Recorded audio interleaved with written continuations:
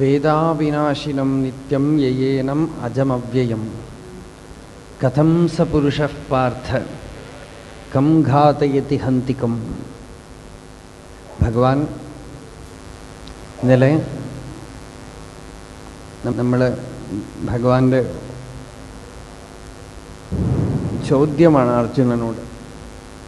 ആത്മാവിൻ്റെ യഥാർത്ഥ സ്വരൂപം കണ്ടെത്തിയവൻ ആരെ കൊല്ലുന്നു, ആരെ കൊല്ലിക്കുന്നു എന്നുവെച്ചാൽ അവന് കർത്തൃത്വവുമില്ല, ഭോക്തൃത്വവുമില്ല. തന്നെ യഥാർത്ഥത്തിൽ താൻ ആരെന്ന് കണ്ടെത്തിയാൽ കർത്തൃത്വം, ഭോക്തൃത്വം, രാഗം, ദ്വേഷം ഇത് നാലും മുഖ്യമായിട്ട് അയാളെ വിട്ട് അകലും. ഈ നാലെണ്ണവും ഉദിക്കുമ്പോഴാണ് സകല ദുഃഖങ്ങളും ഉണ്ടാവുന്നത്. ശോകത്തിന് മൂലം, ദുഃഖത്തിൻ്റെ മൂല കാരണം കർത്തൃത്വം, ഭോക്തൃത്വം, രാഗം, ദ്വേഷം. ഈ നാലിനും കാരണം എന്താ? ഈ നാലിനും കാരണം അഹങ്കാരം. അഹങ്കാരത്തിൽ നിന്ന് ഞാൻ ചെയ്യണു, ഞാൻ അനുഭവിക്കണു എന്നുള്ള ഈ രണ്ട് ഭാവങ്ങളും ഉദിക്കണു. അതിൻ്റെ എക്സ്റ്റൻഷനാണ് പുറം ലോകത്തിലെ രാഗവും ദ്വേഷവും, വെറുപ്പും ആസക്തിയും, അറ്റാച്ച്മെൻറ്റ്, അവേർഷൻ. ഇത് ആത്മസാക്ഷാത്കാരം അഥവാ ആത്മതത്വം അറിയുന്നതോടുകൂടി തന്നെ വിട്ടുപോകും. ആത്മതത്വം ഇപ്പം സാക്ഷാത്കാരം ഉണ്ടായിട്ടില്ലെങ്കിൽ പോലും, സാക്ഷാത്കാരം എന്നുള്ളത് അവിടെ ഇരിക്കട്ടെ, അത് മനുഷ്യാണാം സഹസ്രേഷു ഭഗവാൻ തന്നെ പറയുന്നു. അപൂർവം ചിലർക്ക് സൂര്യൻ ഉദിക്കുന്ന പോലെ, 1000 ആതിഥേയർ ഉദിക്കുന്ന പോലെ തത്വം ഉദിക്കും എന്നാണ്. അങ്ങനെയൊന്നും സംഭവിച്ചിട്ടില്ലെങ്കിലും ചിത്തശുദ്ധിക്കായിക്കൊണ്ട് ഭഗവാൻ തന്നെ പറയുന്നു, യോഗിന കർമ്മ കുർവന്തി, കർമ്മം ചെയ്യുന്നു. എന്തിനാ? ചിത്തശുദ്ധിക്ക്. ചിത്തശുദ്ധി എന്ന് വെച്ചാൽ തന്നെ എന്താ? നമ്മളുടെ ലക്ഷ്യം ഈശ്വര സാക്ഷാത്കാരമാണ് എന്ന് നിശ്ചയിച്ചിട്ട് ജീവിതത്തിനെ തന്നെ ഒരു യജ്ഞമാക്കി തീർക്കുന്നു. ജീവിതം മുഴുവനും ഒരു യജ്ഞം. ജീവിതം യജ്ഞമാകണമെങ്കിൽ ഈ ലക്ഷ്യം ഉണ്ടെങ്കിലേ പറ്റൂ, അല്ലെങ്കിൽ യജ്ഞമാവില്ല. നമ്മൾ എന്തൊക്കെ തന്നെ ചെയ്താലും ഈ ലക്ഷ്യം അറിഞ്ഞിട്ടില്ലെങ്കിൽ ജീവിതം യജ്ഞമാവില്ല. നമുക്ക് കാശിയിലേക്കാണ് പോകേണ്ടത് എന്ന് നിശ്ചയിച്ചാൽ, എങ്ങനെയെങ്കിലും വഴി അറിയില്ലെങ്കിലും വീട്ടിൽ നിന്ന് ഇറങ്ങി തുടങ്ങിയാൽ എങ്ങനെയെങ്കിലും വഴി ചോദിച്ച് കാശിയിൽ പോവാം. ഇപ്പോൾ ഒരാൾക്ക് എവിടെയാണ് പോകേണ്ടത് നിശ്ചയമൊന്നുമില്ല, അയാൾക്കൊരു എയറോപ്ലെയിൻ കയ്യിൽ കൊടുത്താലും അയാൾ സകലയിടത്തും ചുറ്റി ലക്ഷ്യമില്ലാതെ അലഞ്ഞുകൊണ്ടിരിക്കും. അപ്പോൾ കർമ്മകാണ്ഡത്തിനും സാധനാനുഷ്ഠാനങ്ങൾക്കും ശാസ്ത്രപഠനത്തിനും ധ്യാനത്തിനും ഒക്കെ മുഖ്യമായിട്ടുള്ള കാര്യം ലക്ഷ്യബോധമാണ്. ലക്ഷ്യം എന്താണ്? ഈശ്വര സാക്ഷാത്കാരം. അതാണ് ഭാഗവതം ആരംഭിക്കുമ്പോഴേ സൂതൻ പറഞ്ഞു, ജീവസ്യ തത്വജിജ്ഞാസ ന അർത്ഥോ യശ്ചേഹ കർമ്മഭിഹി. ജീവൻ ഈ തത്വജിജ്ഞാസ ഉണ്ടാകണം, അല്ലാതെ കർമ്മങ്ങൾ കൊണ്ടൊന്നും പ്രയോജനമില്ല. കർമ്മത്തിൻ്റെ ഒക്കെ സകലത്തിൻ്റെയും ലക്ഷ്യം തത്വജിജ്ഞാസയാണ്. ചിത്തശുദ്ധി ഉണ്ടായി എന്നുള്ളതിന് എന്താ ലക്ഷണം? ചിത്തശുദ്ധി ഉണ്ടായതിൻ്റെ ലക്ഷ്യം ഈ ജീവൻ തന്നെ താൻ ചോദിച്ചു തുടങ്ങും, എൻ്റെ ജീവിതത്തിന് എന്താ അർത്ഥം, ഞാൻ എന്തിന് ജീവിക്കണു, എന്താ പ്രയോജനം ചോദിക്കും. അതാണ്. അല്ലെങ്കിൽ യാഗയജ്ഞങ്ങൾ പോലും വഴിപഴച്ചു പോകും. കഠോപനിഷത്ത് അങ്ങനെയാണ് ആരംഭിക്കണത്. കഠോപനിഷത്തിൽ ഗൗതമൻ, അദ്ദേഹത്തിന് നല്ല പേരും പ്രസിദ്ധിയും ഒക്കെ ഉണ്ട് നാട്ടിൽ. അദ്ദേഹത്തിന് കിട്ടിയ പേരെന്താന്ന് വെച്ചാൽ, ധാരാളം ദാനധർമ്മങ്ങൾ ചെയ്യുന്നവൻ എന്നൊരു പ്രസിദ്ധി തന്നെ അദ്ദേഹത്തിനുണ്ട്. വാചശ്രവസ് എന്ന് അദ്ദേഹത്തിന് പേരുണ്ട്. വാചം എന്ന് വെച്ചാൽ അന്നം ധാരാളം കൊടുക്കണമെന്നർത്ഥം. അങ്ങനെ പേരും പ്രസിദ്ധിയും ഒക്കെ കിട്ടിയ ആ ഗൗതമൻ യാഗം ചെയ്യണം. ആ യാഗത്തിൻ്റെ ഉദ്ദേശമോ സർവസ്വദാനം, തനിക്കുള്ളതൊക്കെ കൊടുക്കണം എന്നാണ് വെപ്പം. അപ്പോൾ യാഗം ചെയ്യുമ്പോൾ പശുവിനെ ദാനം ചെയ്യണം എന്നാണ് ചിലപ്പോൾ വെപ്പം. ശ്രാദ്ധത്തിന് എന്ത് ചെയ്യുന്നു വെച്ചാൽ, ഒരു നാളികേരവും 3.25 ഉറുപ്പയും കൂടെ, ഇതം ഗോപ്രതിനിധി, ഇതം നാരികേളം, ഗോപ്രതിനിധിയായിട്ട് തേങ്ങ കൊടുക്കും. അതുപോലെ ഇയാൾ യാഗം ചെയ്യുമ്പോൾ പശുവിനെ ദാനം ചെയ്യണം. എന്താ കൊടുക്കണതെന്ന് വെച്ചാൽ പീതോദക ജഗ്ധതൃണ ദുഗ്ധദോഹ നിരിന്ദ്രിയാഹ. കൊടുക്കണ പശു എങ്ങനെയുണ്ടെന്ന് വെച്ചാൽ ഇനി അത് വെള്ളം കുടിക്കുകയേ ഇല്ല അത്ര. എന്താന്ന് വെച്ചാൽ കുടിക്കേണ്ട വെള്ളമൊക്കെ കുടിച്ചു കഴിഞ്ഞു, ഇനി വെള്ളം കുടിക്കാനുള്ള ശക്തി പോലും ഇല്ല അതിന്. ജഗ്ധതൃണ പുല്ലൊക്കെ തിന്നു കഴിഞ്ഞു അത്ര, വായിൽ പല്ലൊന്നും ഇല്ല, ഇനി പുല്ല് തിന്നാൻ പറ്റില്ല. ദുഗ്ധദോഹാഹ പാലും കറക്കില്ല, നിരിന്ദ്രിയാഹ പ്രസവിക്കൂല്ല. അങ്ങനെയുള്ള പശുവിനെ ദാനം ചെയ്യണമെന്നാണ്. എന്തിനാപ്പോൾ ഈ യാഗം ചെയ്യണതെന്ന് വെച്ചാൽ ഉത്തമ ലോകപ്രാപ്തിക്ക്. ആരോ ഒരാൾ ഭദ്രകാളിക്ക് എന്തോ സുഖക്കേട് പിടിച്ച് കിടന്നപ്പോൾ നേർച്ച നേർന്നു. സുഖക്കേട് മാറുകയാണെങ്കിൽ കാളിക്ക് ഞാൻ എൻ്റെ ഉള്ള ഒരേ ഒരു പശുവിനെ പശുവിനെ ദാനം ചെയ്യാം, കാളിക്ക് കൊടുക്കാം എന്ന് നേർച്ച നേർന്നു. നേർന്നിട്ടപ്പോൾ അടുത്ത ദിവസം രാവിലെ എണീക്കുമ്പോൾ സൂക്കേട് പോയിരിക്കണം. അപ്പോഴാണ് ഓർത്തതോ ഇത്ര കണ്ട് ആലോചിക്കാതെ നേർച്ച നേർന്നു പോയല്ലോ, ഇനിയിപ്പോൾ പശുവിനെ കൊടുക്കണമല്ലോ, എങ്ങനെ കൊടുക്കും? കുറേ ആലോചിച്ച് ഒരു ടെക്നിക്ക് കണ്ടുപിടിച്ചു അത്രേ. Clever brain. നമ്മളിങ്ങനെ ടെക്നിക്കൊക്കെ ആവിഷ്കരിക്കും. മതത്തിൽ മുഴുവൻ, നമ്മളുടെ മതം മുഴുവൻ ഇപ്പോൾ ടെക്നിക്കുകൾ കൊണ്ട് നിറഞ്ഞിരിക്കുക. എന്താ കണ്ടുപിടിച്ചതെന്ന് വെച്ചാൽ പശുവിനെയും വീട്ടിലൊരു പൂച്ചക്കുട്ടിയും കൊണ്ട് ചന്തയ്ക്ക് പോയി. ചന്തയ്ക്ക് പോയിട്ട് അയാൾ പറഞ്ഞു, ഇതാ 1 ഉറുപ്പ്യക്ക് പശു, 1 ഉറുപ്പ്യക്ക് പശു ആർക്കാ വേണ്ടത് ചോദിച്ചു. ആളുകളൊക്കെ കൂടി, ഒരുപാട് ആളുകൾ കൂടി.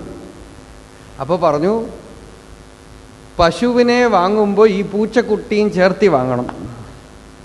പൂച്ചക്കുട്ടിക്ക് എന്താ വില? ധാരാളം പേര് പൂച്ചക്കുട്ടിയല്ലേ കുഴപ്പമില്ല എന്ന് പറഞ്ഞു വന്നു. പൂച്ചക്കുട്ടിക്ക് 7000 ഉറുപ്പ്യ, പശുവിന് 1 ഉറുപ്പ്യ. ഈ പശുവിൻ്റെ പണമാണ് കാളിക്ക് കൊടുക്കാമെന്ന് പറഞ്ഞിരിക്കുന്നത്, പശുവിൻ്റെ വില. അപ്പോൾ പൂച്ചക്കുട്ടിക്ക് 7000 ഉറുപ്പ്യ പശുവിന്. എന്നാലും പശു നല്ല പശുവാണ്. ഒരാൾ പശുവിനെ വേണമെന്നുള്ള ആൾ അവസാനം 7000 ഉറുപ്പ്യ കൊടുത്ത് പൂച്ചക്കുട്ടിയെ വാങ്ങിച്ച് 1 ഉറുപ്പ്യ കൊടുത്ത് പശുവിനെയും വാങ്ങിച്ച് ആ 1 ഉറുപ്പ്യ കൊണ്ടുപോയി കാളിയുടെ അടുത്ത് പോയി, അമ്മേത് ആ പശുവിനെ വിറ്റ് കിട്ടിയ കാശ് എന്ന് പറഞ്ഞിട്ട് കൊടുത്തു. എന്തു ബുദ്ധി അല്ലേ! ഇങ്ങനെ ഭഗവാനെ പറ്റിക്കാം. സ്വാമി രാമതീർത്ഥൻ അദ്ദേഹത്തിൻ്റെ പ്രസിദ്ധമായൊരു വചനമാണ്, try to put dust on God's eyes, you yourself will be blinded. നമ്മൾ ആർക്ക് വേണ്ടിയാണ് ചെയ്യണത്? മറ്റുള്ളവരെ ബോധിപ്പിക്കാൻ വേണ്ടിയിട്ട് അല്ലേ? പ്രകൃതിക്ക് മുഴുവൻ കണ്ണായിട്ട് ഇരിക്കുന്ന ആ ധർമ്മചക്ഷുസിൻ്റെ കണ്ണിൽ പൊടിയിട്ടാൽ നമ്മളുടെ കണ്ണ് തന്നെ അന്ധമാവും. നമ്മളുടെ ഉള്ളിലുള്ള സത്യം തന്നെയാണ് ആ സർവേശ്വരനെ. അപ്പം നമുക്ക് വേറെ ആരെയും പറ്റിക്കാൻ പറ്റില്ല, നമ്മളെ തന്നെയാണ് പറ്റിക്കണം. അപ്പം ഈ വാജശ്രവസ് യാഗം നടത്തി, എല്ലാം കൊടുക്കണമെന്ന് പ്രസിദ്ധി. കൊടുക്കണതൊക്കെ ഇങ്ങനെയാണ്. ആ യാഗത്തിൻ്റെ വൈശിഷ്ട്യമോ സർവസ്വദാനം, എല്ലാം കൊടുക്കണം എന്നാണ് അത്ര വെപ്പ്. പക്ഷെ എല്ലാം കൊടുക്കണത് ഇങ്ങനെയാണ്. അപ്പോൾ അതിലൊരു വാക്കുണ്ട്, ആ യാഗത്തിൽ ഓരോരുത്തർക്കും ഓരോ ജോലി. ഈ വാജശ്രവസിന് ഒരു മകൻ നചികേതസ് എന്ന് പേര്. കുമാരം സന്തം എന്ന് പറയുന്നു ഉപനിഷത്ത്. കുമാരനാണ് എന്നുവെച്ചാൽ യൗവനമായിട്ടില്ല എന്നർത്ഥം. തംഹ കുമാരം സന്തം ദക്ഷിണാസു നീയമാനാസു ശ്രദ്ധാവിവേശ. ദക്ഷിണ കൊടുക്കാനായിട്ടാണ് നചികേതസിനെ ഏൽപ്പിച്ചിരിക്കുന്നത് പുരോഹിതന്മാർക്ക്. ദക്ഷിണയും കൊണ്ടുപോകുമ്പോൾ നചികേതസ് അച്ഛൻ്റെ യാഗം നടത്തുന്ന ചന്തമൊക്കെ കണ്ടു. യാഗത്തിനെക്കുറിച്ച് നല്ല അറിവുള്ള നചികേതസിൻ്റെ ഉള്ളിൽ പെട്ടെന്ന് അപാരമായ ഒരു ഭാവം ഉള്ളിൽ ഉദിച്ചു, ശ്രദ്ധ ഉദിച്ചു എന്നാണ്. ആ കുട്ടിയുടെ ഉള്ളിൽ ശ്രദ്ധ ആവേശിച്ചു. ശ്രദ്ധ എന്നുള്ള വാക്ക് അദ്ഭുതം. അവിടെ ആചാര്യസ്വാമികൾ ആസ്തിക്യബുദ്ധി ആവിവേശ എന്നാണ് പറയണത്. യഥാർത്ഥ ആസ്തിക്യബുദ്ധി. ഈ കുഞ്ഞ് അച്ഛൻ്റെ അടുത്ത് ചെന്ന് ചോദിച്ചു, അച്ഛാ എന്നെ ആർക്കാ ദാനം കൊടുക്കാൻ പോണത് എന്ന് ചോദിച്ചു. അപ്പം ഈ യാഗത്തിൻ്റെ ഫലം നമ്മൾ പറഞ്ഞു വന്ന ഒരു വിഷയം, കർമ്മമൊക്കെ അതിൽ ലക്ഷ്യബോധമില്ലാത്തത് കൊണ്ട് പേരിനും പുകഴിനും വേണ്ടി ആവുമ്പോൾ ഈ ഗൗതമൻ ചെയ്ത യാഗം പോലെ ആയിപ്പോവും. ചാവാലി പശുക്കളെയും സർവസ്വം കൊടുക്കണം എന്ന് വെച്ചാൽ എന്തെങ്കിലുമൊക്കെ ഒപ്പിച്ചിട്ടുണ്ടാവുകയെ. തൻ്റെ സർവസ്വമൊക്കെ ഭാര്യയുടെ പേരിൽ വെച്ചിട്ടോ വേറെ ആരുടെയെങ്കിലും പേരിൽ വെച്ച് തനിക്ക് കുറച്ചേ ഉള്ളൂ എന്ന് വെച്ച് കഴിഞ്ഞാൽ പിന്നെ സർവസ്വം കൊടുക്കാൻ വിഷമമൊന്നുമില്ലല്ലോ. അങ്ങനെ എന്താ ഒപ്പിച്ചതെന്ന് അറിയില്ല. നചികേതസ് അച്ഛൻ്റെ അടുത്ത് ചെന്ന് ചോദിച്ചു, അച്ഛാ സർവസ്വവും കൊടുക്കണം എന്നാണല്ലോ വെപ്പ്, എന്നെ ആർക്കാ കൊടുക്കാൻ പോണത് എന്ന്. അദ്ദേഹം പറഞ്ഞു, പോയി തൻ്റെ ജോലി നോക്കൂ എന്ന് പറഞ്ഞു കുട്ടിയെ ആദ്യം വരട്ടി. ദ്വിതീയം തൃതീയം ഹോ ആച്ച, 2, 3 പ്രാവശ്യം ചോദിച്ചു എന്നാണ്. വീണ്ടും വീണ്ടും കുട്ടി ചോദിച്ചപ്പോൾ അച്ഛന് ദേഷ്യം വന്ന് അച്ഛൻ പറഞ്ഞു, മൃത്യവേത്വാം ദദാമി, തന്നെ ഞാൻ യമന് കൊടുക്കും, യമന് കൊടുക്കും.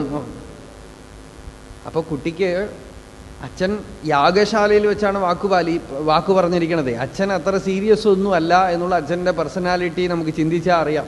അദ്ദേഹം ചെയ്യുന്ന യാഗം കണ്ടാൽ തന്നെ അറിയാം സീരിയസ് അല്ല. അപ്പം അദ്ദേഹം വായ കൊണ്ട് പറഞ്ഞതും സീരിയസ് ആയിട്ടല്ല പറഞ്ഞതെങ്കിലും കുട്ടിക്ക് ആസ്തിക്യ ബുദ്ധി ഉണർന്നു. വായു കൊണ്ട് പറയുന്നതൊക്കെ സത്യമായി ഗണിച്ചു. യാഗശാലയിൽ വെച്ച് പറഞ്ഞതാണ്, എങ്ങനെയെങ്കിലും അച്ഛൻ്റെ വാക്കിനെ സത്യമാക്കി ചെയ്യണം എന്നാണ്. അങ്ങനെയാണ് നചികേതസ് യമലോകത്തിലേക്ക് പോണത്. യമലോകത്തിൽ പോയപ്പോൾ 3 ദിവസം യമൻ അവിടെ ഉണ്ടായിരുന്നില്ല എന്നാണ്. യമൻ എവിടെയോ ടൂർ പോയിരിക്കുകയായിരുന്നു. ഏതോ ജീവനെ കൊണ്ടുവരാൻ ലോകത്തിലേക്ക് പോയിരിക്കുകയാണെന്ന് വിചാരിക്കാം. സാധാരണ യമൻ്റെ ആളുകളെയാണ് അയക്കുക. മരിക്കുമ്പോൾ നമ്മളൊക്കെ നോക്കിക്കൊള്ളണം ആരാ വരണതെന്ന്.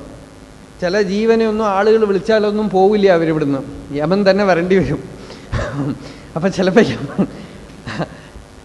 ആചാര്യസ്വാമികളുടെ ഒരു സ്തോത്രത്തിൽ യമഭടന്മാരെയാണ് വർണ്ണിക്കുന്നത്. അതിഭീഷണ കട്ടുഭാഷണ യമകിങ്കര പടലീ കൃതതാടന പരിപീഡന മരണാഗമ സമയേ ഉമയാ സഹ മമ ചേതസി യമശാസന നിവസൻ ഹരശങ്കര ശിവശങ്കര ഹരമേ ഹരദുരിതം.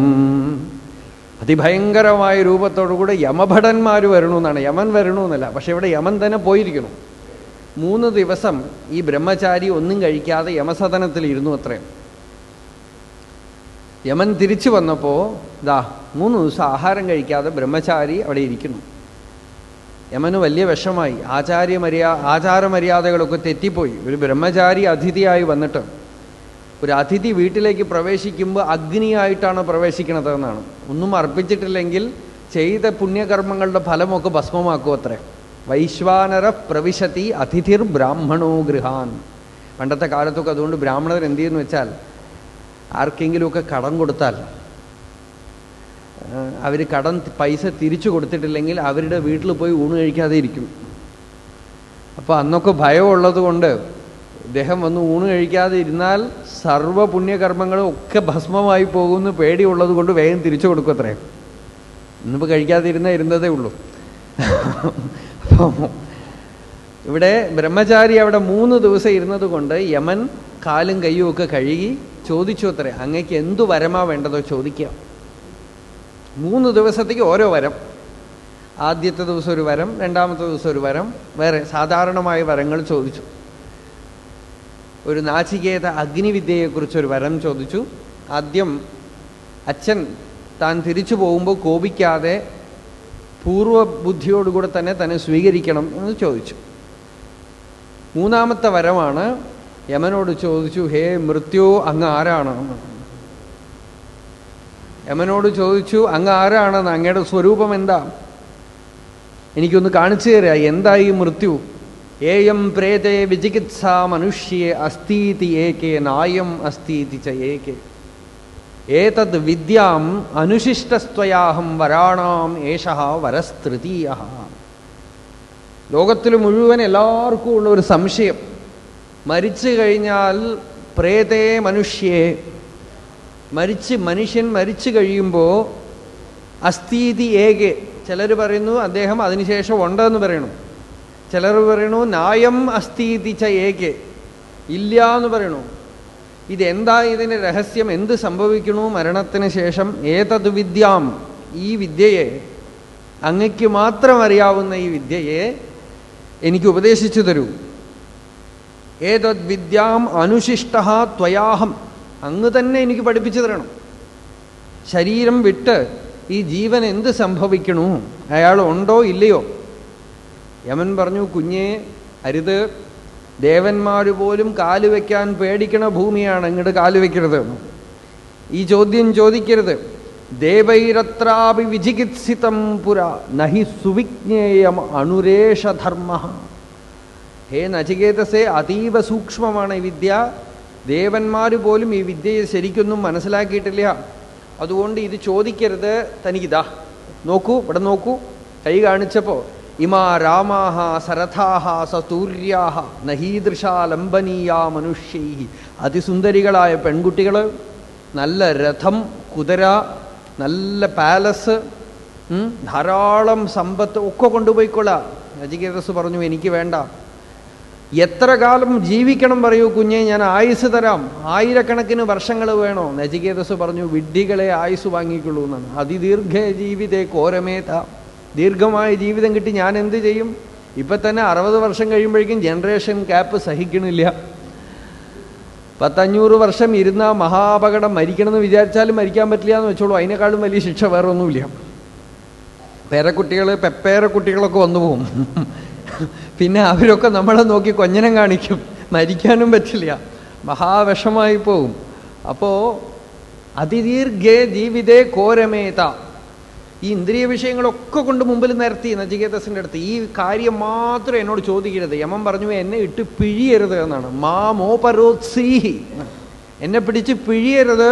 വേറെ എന്ത് വേണമെങ്കിൽ ചോദിച്ചോളാം, എന്ത് വേണമെങ്കിൽ ചോദിച്ചോളാം, തരാം. ദാ ഇന്ദ്രിയ വിഷയങ്ങൾ മുഴുവൻ. ഇതൊന്നും സാധാരണ മനുഷ്യർക്ക് കിട്ടാത്തതാണ്. ഈ ചോദ്യം ചോദിച്ചപ്പോഴാണ് അതൊക്കെ കൊണ്ടുവന്ന് നിർത്തുന്നത്. ഇതൊന്നും സാധാരണ മനുഷ്യർക്ക് കിട്ടാത്തതാണ്. അതൊക്കെ കൊണ്ടുവന്ന് നിർത്തിയിരിക്കണു. എടുത്തോളൂ, വേണമെങ്കിൽ എന്ത് വേണമെങ്കിൽ എടുത്തോളൂ. അപ്പോൾ ആ കുട്ടി പറഞ്ഞത് എന്താ അറിയോ? ശോഭാവാഹ മർത്യസ്യ യദന്തകൈതത് സർവേന്ദ്രിയാണാം ജരയന്തി തേജഃ അപി സർവം ജീവിതം അല്പമേവ തവൈവ വാഹാഹ തവ നൃത്യഗീതേ. ധാരാളം പാട്ടും ഡാൻസും സുഖസൗകര്യങ്ങളും ഒക്കെ കൊടുത്തപ്പോൾ ആ കുട്ടി പറഞ്ഞു, ഹേ അന്തക എന്ന് വിളിച്ചു യമനെ. അങ്ങയുടെ പേര് തന്നെ അന്തകൻ എന്നാണ്. അതായത് എല്ലാത്തിനെയും അന്തം ചെയ്യുന്നവൻ. അങ്ങ് തരുന്ന സാധനങ്ങളെയൊക്കെ അങ്ങ് തന്നെ ഇന്നല്ലെങ്കിൽ നാളെ അന്തം ചെയ്യും. മാത്രമല്ല ഈ സാധനങ്ങളൊക്കെ അങ്ങ് തന്നിട്ടുണ്ടല്ലോ, ഇതൊക്കെ എനിക്ക് എത്ര കാലം അനുഭവിക്കാൻ പറ്റും? നാളേക്ക് നിലയ്ക്ക് നിൽക്കാത്തതാണ് ഇതൊക്കെ. ശോഭാവാഹ, എന്നായാലും മരിച്ചു പോകണം, നാളേക്ക് നിലയ്ക്ക് നിൽക്കില്ല. നിന്നാലും കുറേ കഴിയുമ്പോൾ അനുഭവിക്കാൻ പറ്റാത്ത അവസ്ഥ വരും. എന്തൊക്കെ അപകടമുണ്ട് ഈ വിഷയങ്ങളിൽ. സർവേന്ദ്രിയാണാം ജരയന്തി തേജഃ. അനുഭവിക്കും തോറും ഇന്ദ്രിയങ്ങളുടെ തേജസ്സൊക്കെ ക്ഷയിച്ച് വരും. പിന്നെ അനുഭവിക്കണം എന്നുള്ള ആശ മാത്രം ഉണ്ടാവും, അനുഭവിക്കാനും പറ്റില്ല. ഇനിയിപ്പോൾ അങ്ങ് ജീവിതം എത്ര തന്നെ തന്നോളൂ. അപ്പി സർവം ജീവിതം അല്പമേവ. എത്ര ജീവിതം തന്നാലും ഈ മനുഷ്യനത് അല്പമേ ആവുകയുള്ളൂ. പൂർണ്ണ തൃപ്തിയൊന്നും വരില്ല. അതുകൊണ്ട് അങ്ങയുടെ പാട്ടും ഡാൻസും ഒക്കെ അങ്ങേക്ക് തന്നെ ഇരിക്കട്ടെ എന്ന് പറഞ്ഞു. തവൈവ വാഹാഹ തവ നൃത്യഗീതേ. എനിക്ക് ആ വിദ്യ തന്നെ ഉപദേശിച്ചു തരാം, എനിക്ക് വേറെ ഒന്നും വേണ്ട. കുട്ടി മിടുമിടുക്കൻ. ഇതാ പിടിച്ചോളൂ, കഴുത്തിലുള്ള മാല. ഇമാം ശൃംഗാം അനേക രൂപാം ഗൃഹാണ എന്ന് പറഞ്ഞ് മാല അഴിച്ചു കൊടുത്തു. വേണ്ട അവിടെ വെച്ചോളാം, ഇതൊക്കെ പറഞ്ഞിട്ട് പിന്നെ വേണമെങ്കിൽ വാങ്ങിച്ചോളാന്ന് പറഞ്ഞു. കുട്ടി വിട്ടില്ല. അത്ര വേണം എന്നാണ് വീര്യം. അല്ലെങ്കിൽ ഈ ബ്രഹ്മവിദ്യ അതിലേക്ക് നമ്മൾ തിരിയുമ്പോൾ സകലതും കൊണ്ടുതരും. അല്ലെങ്കിൽ നമ്മൾ ചോദിച്ചാൽ കിട്ടാത്ത സാധനങ്ങളൊക്കെ ഇങ്ങോട്ട് തിരിയുമ്പോൾ കൊണ്ടുതരും. മഹാലക്ഷ്മിയുടെ സ്വഭാവമേ അതാണ്. ലക്ഷ്മിയുടെ പുറകെ നടന്നാൽ ലക്ഷ്മി വരില്ല. ഭഗവാന്റെ പുറകെ നടന്നാൽ അതാ ഞാൻ വരണു പുറകെ നടന്നു. അത്ര എല്ലാത്തിനെയും തള്ളി മാറ്റി കഴിഞ്ഞപ്പോഴാണ് യമധർമ്മൻ നചികേതസിനെ കെട്ടിപ്പിടിച്ചു. കുഞ്ഞെ, തന്നെ പോലെ ചോദ്യം ചോദിക്കണവർ എനിക്ക് ഇനിയും ഉണ്ടാവട്ടെ. ത്വാദൃങ്നോ ഭൂയാത് നചികേത പ്രഷ്ഠ. തന്നെ പോലെയുള്ള പ്രഷ്ടാക്കൾ, സത്യജിജ്ഞാസുക്കൾ എൻ്റെ മുമ്പിൽ ഇനിയും വരട്ടെ. സാധാരണ വരുന്നവർ മുഴുവൻ അരയും കുറയും ആയിട്ടുള്ളവരാണ്. അവർ ഇതിൽ ഏതെങ്കിലും ഒന്ന് കാണിച്ചാൽ മതി, ഇതാണ് ഞങ്ങൾക്ക് വേണ്ടത്, മറ്റേത് വെറുതെ ചോദിച്ചതാണെന്ന് പറഞ്ഞ് ഇതും വാങ്ങിച്ചുകൊണ്ട് പോകും. ഒരു ചോക്ലേറ്റ് കൊടുത്താൽ മതി, അതും വാങ്ങിച്ചുകൊണ്ട് പോണവരാണ് ലോകത്തിൽ അധികം പേർക്കും ഈ സത്യമൊന്നും വേണ്ട.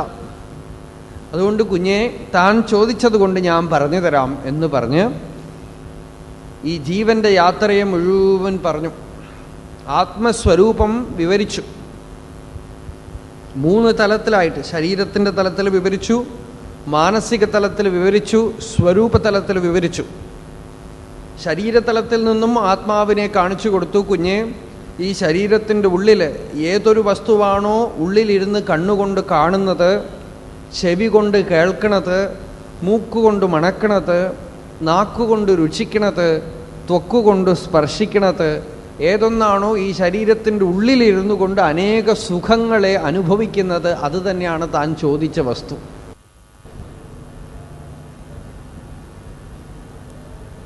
ഏന രൂപം രസം ഗന്ധം ശബ്ദാൻ സ്പർശാൻശ്ച മൈഥുനാൻ ഏതേനൈവ വിജാനാതി കിമത്ര പരിശിഷ്യത്തെ ഏതദ്വൈ തത്. കുഞ്ഞെ, താൻ ചോദിച്ച ആ വസ്തു ഉണ്ടല്ലോ, ഇതാണ്. പിന്നെ ആന്തരികം സൂക്ഷ്മമായ തലത്തിൽ, സ്വപ്ന തലത്തിൽ പറഞ്ഞു കൊടുത്തു. യസ് സ്വപ്നേഷു ജാഗർത്തി കാമം പുരുഷോ നിർമ്മിമാണഃ തദേവ ശുക്രം തദ് ബ്രഹ്മ തദേവ അമൃതമച്യുതേ അമൃതമുച്യത്തെ തസ്മിൻ ലോകാശ്രിതാ സർവേ തതു നാത്യേതി കശ്ചന ഏതദ്വൈ തത്. ഏതൊന്നാണോ ഈ ശരീരം ഉറങ്ങുമ്പോഴും ഉള്ളിൽ ഉണർന്നിരുന്ന് അനേക കാമനകളെ ഉണ്ടാക്കി അനേക ചിത്രങ്ങളെ സ്വപ്നരൂപത്തിൽ പൊന്തിച്ചു കൊണ്ടുവന്ന് അതൊക്കെ കണ്ടുകൊണ്ടിരിക്കുന്നത്, ആ വസ്തുവിലാണ് ഈ പ്രപഞ്ചമാകുന്ന മഹാസ്വപ്നം പ്രതിഷ്ഠിതമായിട്ടിരിക്കുന്നത്. അതാണ് അതീവ ശുദ്ധമായ ബ്രഹ്മവസ്തു എന്നറിയാം. ഇങ്ങനെ പറഞ്ഞു കൊടുത്തു. എന്നിട്ട് അവസാനമാണ് ഈ ജീവൻ്റെ ഗതിയെക്കുറിച്ചും പറഞ്ഞു കൊടുത്തു. ആത്മതത്വവും ബോധിപ്പിച്ചു. ജീവൻ്റെ ഗതി എന്താ, മരിച്ചു കഴിഞ്ഞാൽ ഈ ജീവൻ എന്ത് സംഭവിക്കണു? ഇന്നലെ ഞാൻ പറഞ്ഞു, ശരീരം ഇവിടെ തന്നെ ഭസ്മമായി പോകും, ആത്മാവിന് ജനന മരണമില്ല. പിന്നെ ഈ പുനർജന്മം ആർക്കാ എന്ന് ചോദിച്ചാൽ സൂക്ഷ്മ ശരീരിക്കാണ്. സൂക്ഷ്മ ശരീരിയായിട്ടുള്ള ജീവൻ ഈ ദേഹം വിട്ട് വേറെ ഒരു ദേഹത്തിലേക്ക് പോകുന്നു എന്ന് പറഞ്ഞു. വാസാംസി ജീർണാനി യഥാവിഹായ നവാനി ഗൃഹാതി നരോപരാണി തഥാ ശരീരാണി വിഹായ ജീർണാനി അന്യാനി സംയാതി നവാനി ദേഹി. ഒരു ദേഹം വിട്ട് ഇനിയൊരു ദേഹത്തിലേക്ക് പോകുന്നു. ഒരു വസ്ത്രം ജീർണിച്ചു കഴിഞ്ഞാൽ ആ വസ്ത്രം അഴിച്ചു മാറ്റിയിട്ട് പുതിയ വസ്ത്രം ഉടുക്കണ പോലെ ഒരു ശരീരം, അതിലെ പ്രാരബ്ധം ജീർണിച്ചു കഴിഞ്ഞാൽ ആ ശരീരം വിട്ടിട്ട് ഇനിയൊരു ശരീരം എടുക്കണു ആ ദേഹി ജീവൻ. യഥാകർമ്മ യഥാശ്രുതം, അതിൻ്റെ കർമ്മത്തിനനുസരിച്ചും അറിവിനനുസരിച്ചും വാസനയ്ക്കനുസരിച്ചും ഉള്ള പുതിയ ജന്മം എടുക്കണം.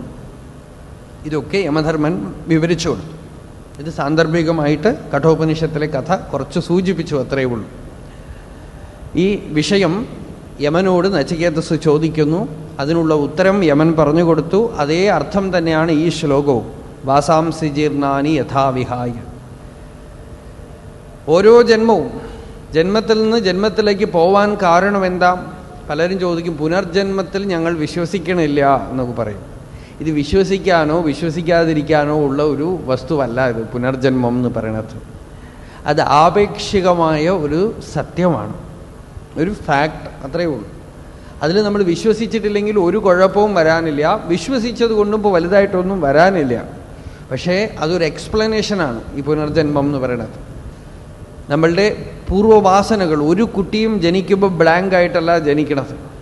എല്ലാം ജനിക്കുമ്പോൾ മുമ്പ് ഉള്ള എന്തൊക്കെയോ വാസനകളെയും കൊണ്ട് വരുന്നു. ഒരാളും ബ്ലാങ്കായിട്ട് ജനിക്കണില്ല. എല്ലാം പൂർവ്വവാസനകൾ. അപൂർവം പല കേസുകളും റെക്കോർഡ് ചെയ്ത് വെച്ചിട്ടുണ്ട്, അവർക്ക് പൂർവ്വ ഓർമ്മയൊക്കെ ഉള്ളതായിട്ട്. നിറയെ കഥകൾ അങ്ങനെയുണ്ട്. കുട്ടിക്ക് 8 വയസ്സേ ആയിട്ടുണ്ടാവുള്ളൂ. ആ 8 വയസ്സിൽ കുട്ടിക്ക് പെട്ടെന്ന് പൂർവ്വജന്മ സ്മൃതിയൊക്കെ വന്നിട്ട് എൻ്റെ വീട് ഇന്ന സ്ഥലത്തുണ്ട് എന്നൊക്കെ ചില കുട്ടികൾ പറഞ്ഞിട്ടുണ്ട്. അവിടെ എൻ്റെ പേരക്കുട്ടിയുണ്ട്, മരുമകനുണ്ട്, മകനുണ്ട് എന്നൊക്കെ പറയും. അവർക്ക് ഇത്ര വയസ്സായി എന്നൊക്കെ പറയും. കൂട്ടിക്കൊണ്ടുപോയാൽ താൻ മരിച്ച ദിവസം അടക്കം പറയും. അവിടെ പോയി നോക്കുമ്പോൾ ഒക്കെ കറക്റ്റായിരിക്കും. പാരാസൈക്കോളജി എന്ന് പറഞ്ഞിട്ട് സൈക്കോളജിയുടെ ഒരു ഡിപ്പാർട്ട്മെൻറ്റ്, അവർക്ക് എക്സ്പ്ലെയിൻ ചെയ്യാൻ പറ്റാത്ത കാര്യങ്ങളാണ് ഇങ്ങനത്തെ പലതും. അതൊക്കെ ആപേക്ഷികമായ റിലേറ്റീവായിട്ടുള്ള പ്ലെയിനിൽ ഈ പുനർജന്മം എന്നുള്ളത് ഒരു ഫാക്ട്. ജീവൻ ഒരു ശരീരത്തിൽ നിന്ന് ഒരു ശരീരത്തിലേക്ക് പോകുന്നു. എന്തുകൊണ്ട് പുനർജനനം ആവശ്യം വരുന്നു? ജനനത്തിൻ്റെ കാരണം എന്താ? ഒന്നാമത് താനൊരു ജീവനാണ് എന്ന് കരുതുന്നു ബേസിക്കലി. 2, നമുക്ക് യാത്ര ചെയ്യാനുള്ള ഡിസയർ ഉള്ളതുകൊണ്ട്, ആഗ്രഹമുള്ളതുകൊണ്ട്. ഇപ്പം തന്നെ എത്ര ടൂർ അടിക്കാനുള്ള ആഗ്രഹമാണ് നമുക്കല്ലേ. അവിടെ പോകണം, ഇവിടെ പോകണം, എന്തൊക്കെ കാണണം. അതേ ആഗ്രഹത്തോടെ മരിക്കുമ്പോൾ പിന്നെയും ഇവിടുന്ന് ടൂർ അടിക്കും. ചിലപ്പോൾ പിതൃലോക ദേവലോകങ്ങളൊക്കെ പോയിട്ട് വരും, ചിലപ്പോൾ ശരീരത്തിൽ നിന്ന് ശരീരത്തിലേക്ക് പോകും. മരിക്കുമ്പോൾ സാധാരണ പുനർജന്മം അങ്ങനെയാണ്. മരിക്കുമ്പോൾ എന്താഗ്രഹത്തോടുകൂടെ മരിക്കണോ അത് അടുത്ത ജന്മം. അങ്ങനെയാണ്. ഇപ്പം ഭരതൻ ഭാഗവതത്തിൽ നമ്മൾ കണ്ടു, മാനിനെ ചിന്തിച്ചുകൊണ്ട് തന്നെ മരിച്ചു, മാനായിട്ട് ജനിച്ചു എന്നാണ്. എന്നുവെച്ചാൽ ചിത്തം ആ രൂപം പൂണ്ട് നിൽക്കണു, അത്രയേ ഉള്ളൂ. ചിത്തത്തിന് ആ ആകാരം വരുമ്പോൾ അതിനെ താനായിട്ട് ധരിക്കണം.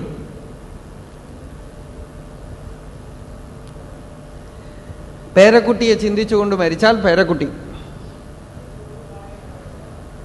ചിലപ്പോഴൊക്കെ കുട്ടികൾ ജനിക്കുമ്പോൾ വീട്ടിലെ ആളുകൾ പറയും മുത്തശ്ശനെ പോലെ തന്നെ ഉണ്ടെന്ന് പറയും. കുറച്ച് കഴിഞ്ഞ് വലുതായ മുത്തശ്ശൻ്റെ ഒക്കെ സ്വഭാവമൊക്കെ കാണിക്കണമെന്ന് പറയും. മുത്തശ്ശനെ പോലെയോ ഒന്നുമല്ല, മുത്തശ്ശൻ തന്നെ. ഈ വീട് വിട്ടിട്ട് പോവാനുള്ള ഇഷ്ടമില്ല, വന്ന് ജനിച്ചിരിക്കുകയാണ്, പിന്നെയും വന്ന് ജനിക്കണമെന്നാണ്. അനേക യോനികളിൽ ഈ ജീവൻ ഇങ്ങനെ ചുറ്റിത്തിരിയും. എത്രയോ ഭക്തന്മാരങ്ങനെ പാടിയിട്ടുണ്ട്. ബുദ്ധൻ പോലും തൻ്റെ പൂർവ്വജന്മങ്ങളൊക്കെ പറഞ്ഞു എന്നാണ് ബൗദ്ധന്മാർ പറയണത്. അനേക ജന്മങ്ങൾ പറഞ്ഞു അത്രേ ബോധിസത്വനായിട്ട്. മേക്കിംഗ് ഓഫ് ബുദ്ധ. അനേക ജന്മങ്ങളിൽ വളർന്നു വളർന്നു വളർന്നു വളർന്നു വന്നതായിട്ട്. അതേപോലെ അനേക പൂർവ ജന്മങ്ങളുടെ സ്മൃതി പലർക്കും ഉണ്ടായിട്ടുണ്ട്. മാണിക്യവാചകസ്വാമികൾ പറയുന്നു, എത്രയോ ജന്മങ്ങളിൽ ഞാൻ ചുറ്റി ഭഗവാനെ എന്നാണ്.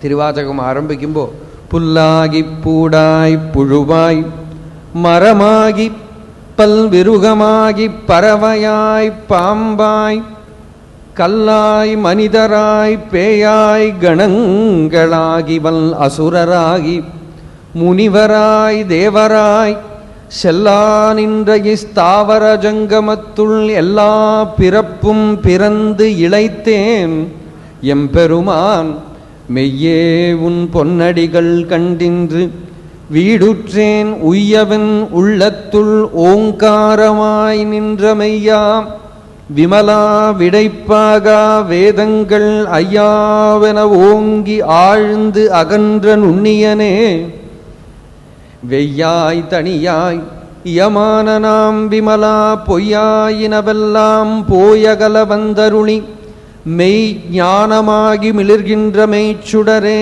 என் ஞானமில்லாதேன் இன்பப் பெருமானே அஞ்ஞானம் தன்னை அகல்விக்கும் நல் அறிவே ஆக்கம் அளவு இறுதியில்லாய் அனைத்துலகும் ஆக்குவாய் காப்பாய் அழிப்பாய் அருள் தருவாய் போக்குவாய் என்னை புகுவிப்பாய் நின் தொழும்பில் நாற்றத்தின் நேரியாய் சேயாய் நணியானே மாற்றம் மனம் கழைய நின்ற மறையோனே கறந்த பால் கண்ணலோடு நெய் கலந்தார் போல சிறந்த அடியா சிந்தனையுள் தேனூறி நின்று പിറந்த പിറപ്പ് അറുക്കും എങ്കൾ പെരുമാൻ. മനോഹരമായിട്ട് ഭക്തിയുടെ രസം അദ്ദേഹം തന്നെ ആ ഭാഷ എങ്ങനെ ഉണ്ടെന്ന് വെച്ചാൽ കരന്തപാൽ കണ്ണലോട് നെയ്കലന്താർ പോലെ ശിരന്ത അടിയാ ചിന്തനയുൾ തേനൂറി നിன்று. തേനൂറി നിൽക്കുന്ന അനുഭൂതിയുടെ ഭാഷയാണ്. കറന്നു വെച്ച പാലിൽ കരിമ്പിൻ്റെ ചാറൊഴിച്ച് നെയ്യൊഴിച്ച് ചേർത്ത് അത് കുടിക്കുമ്പോൾ നാവിനുണ്ടാവുന്ന സ്വാദ് അതിനെ ഏകദേശം തുലനം ചെയ്യാണ് ഹൃദയത്തിലുണ്ടാവുന്ന ഭക്തിയുടെ അനുഭൂതിക്ക്.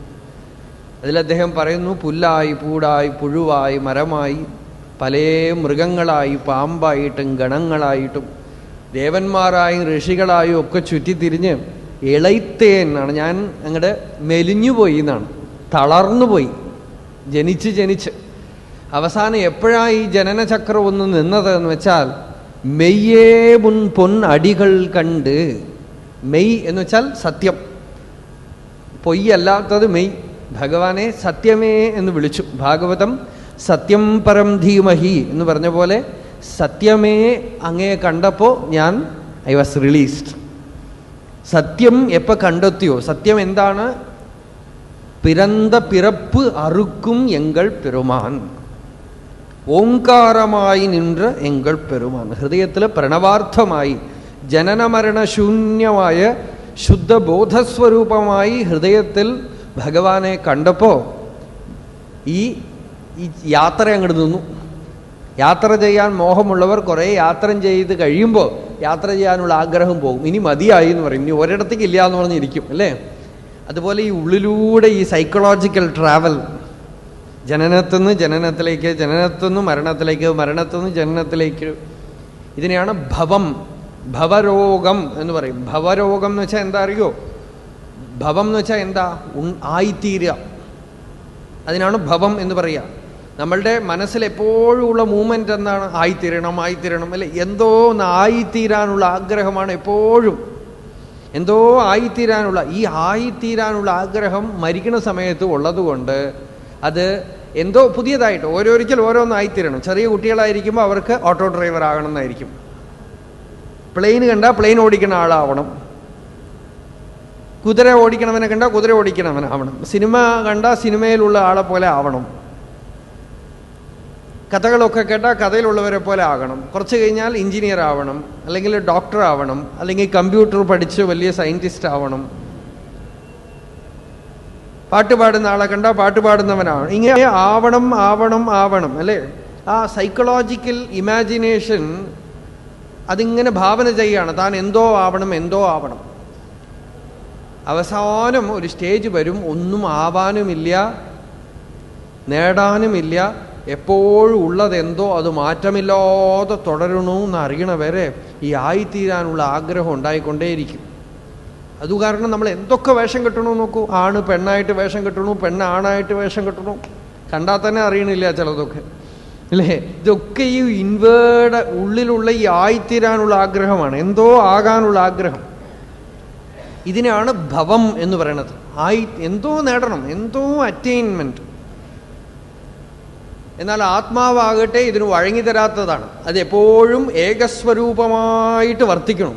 മനസ്സുണ്ടല്ലോ വെറുതെ ഭാവന ചെയ്യണം ഈ ആവാനായിട്ട്.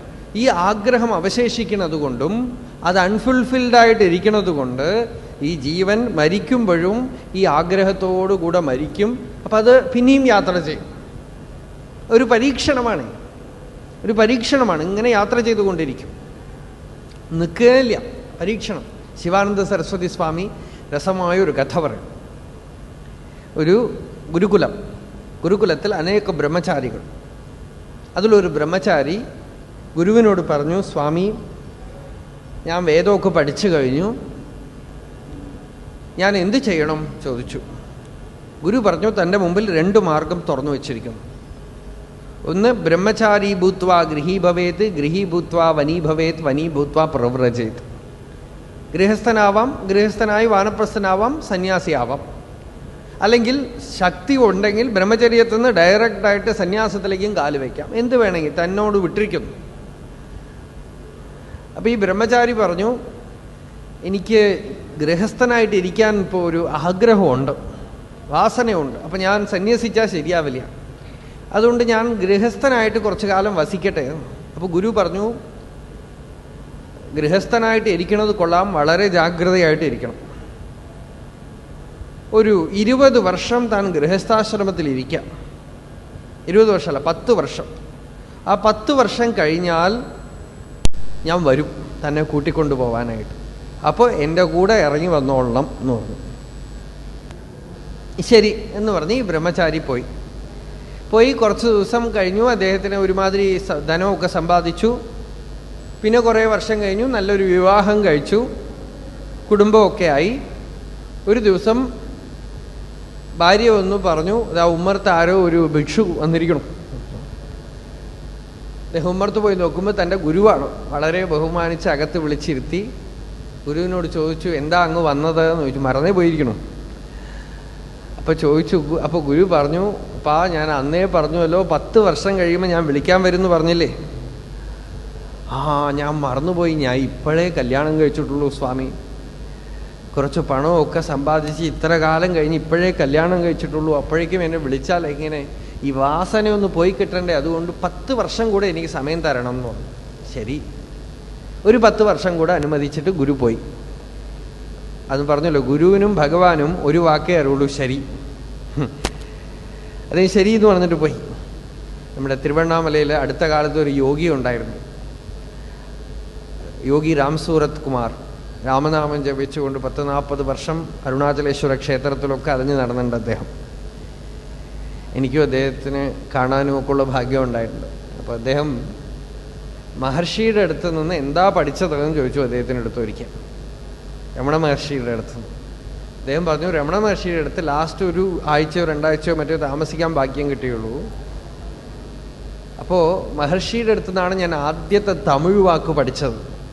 അദ്ദേഹം ഒരു ദിവസം ധാരാളം പ്രാവശ്യം അത് ചൊല്ലും. വേറെ അധികമൊന്നും സംസാരിച്ചില്ലെങ്കിൽ ഈ വാക്ക് ഇടയ്ക്കിടയ്ക്ക് വരും. എന്താ വാക്കെന്ന് വെച്ചാൽ ശരി. ആശ്രമത്തിലുള്ളവർ പലരും പലതും വന്ന് പറയേ, പലതും ചെയ്യാൻ പോകണമെന്ന് പറയും. എല്ലാത്തിനും ശരി. ശരി എന്ന് വെച്ചാൽ റൈറ്റ് റോങ് എന്നല്ല, അക്സെപ്റ്റഡ് എന്നർത്ഥം. അക്സെപ്റ്റഡ് ആയാൽ പിന്നെ അവർ നമ്മളുടെ അടുത്തൊന്നും ചോദിക്കാൻ വരില്ലല്ലോ. അപ്പം ശരി എന്നാണ്. അതുപോലെ ഈ ഗുരു ശരി എന്ന് പറഞ്ഞിട്ട് പോയി. പിന്നെ ഒരു 10 വർഷം കഴിഞ്ഞിട്ട് വീണ്ടും വന്നപ്പോൾ ഒരു കുട്ടിയായിരിക്കണം, കുട്ടിക്ക് 1 വയസ്സോ 2 വയസ്സോ ആയിരിക്കണം. കുട്ടി ഓടി വന്ന് അച്ഛൻ്റെ അടുത്ത് പറഞ്ഞു, ഇതാ ആരോ വന്നിരിക്കണം. അപ്പോൾ ഗുരുവാണ്, അകത്ത് വിളിച്ചു. ഗുരുവിനോട് പറഞ്ഞു, ഇതാ ഇപ്പോഴേ കുട്ടി ജനിച്ച് 2 വയസ്സേ ആയിട്ടുള്ളൂ, അതിനൊന്ന് പഠിപ്പിച്ച് വലുതാക്കണ്ടേ, ചുമതലയില്ലേ, അതുകൊണ്ട് എനിക്കൊരു 10 വർഷം കൂടി തരണം. ശരി എന്ന് പറഞ്ഞ് ഗുരു പോയി. 10 വർഷം കഴിഞ്ഞ് തിരിച്ചു വന്നപ്പോൾ രണ്ടാമതും ഒന്നായിരിക്കണം. അദ്ദേഹം പറഞ്ഞു, ഭഗവാനെ ഇതാ രണ്ടാമതും ഒന്ന് വന്നിരിക്കണം, ഞാൻ എന്ത് ചെയ്യും, ഇതും ഒന്ന് വളരണ്ടേ, ഒരു 10 വർഷം കൂടെ കഴിഞ്ഞ് വരുമോ. ശരി. കുറച്ച് കഴിഞ്ഞപ്പോൾ എന്താ, അതിലൊരാൾ വലുതായി, 1 ആണും 1 പെണ്ണുമാണ്. പെൺകുട്ടിയെ കല്യാണം കഴിച്ചു കൊടുക്കണം, ഭാര്യയെ തനിച്ച് എന്ത് ചെയ്യാൻ പറ്റും, അതുകൊണ്ട് ഒരു 10-20 വർഷം കൂടെ തരുമെന്ന് പറഞ്ഞു. ശരി. ഇങ്ങനെ പോയി.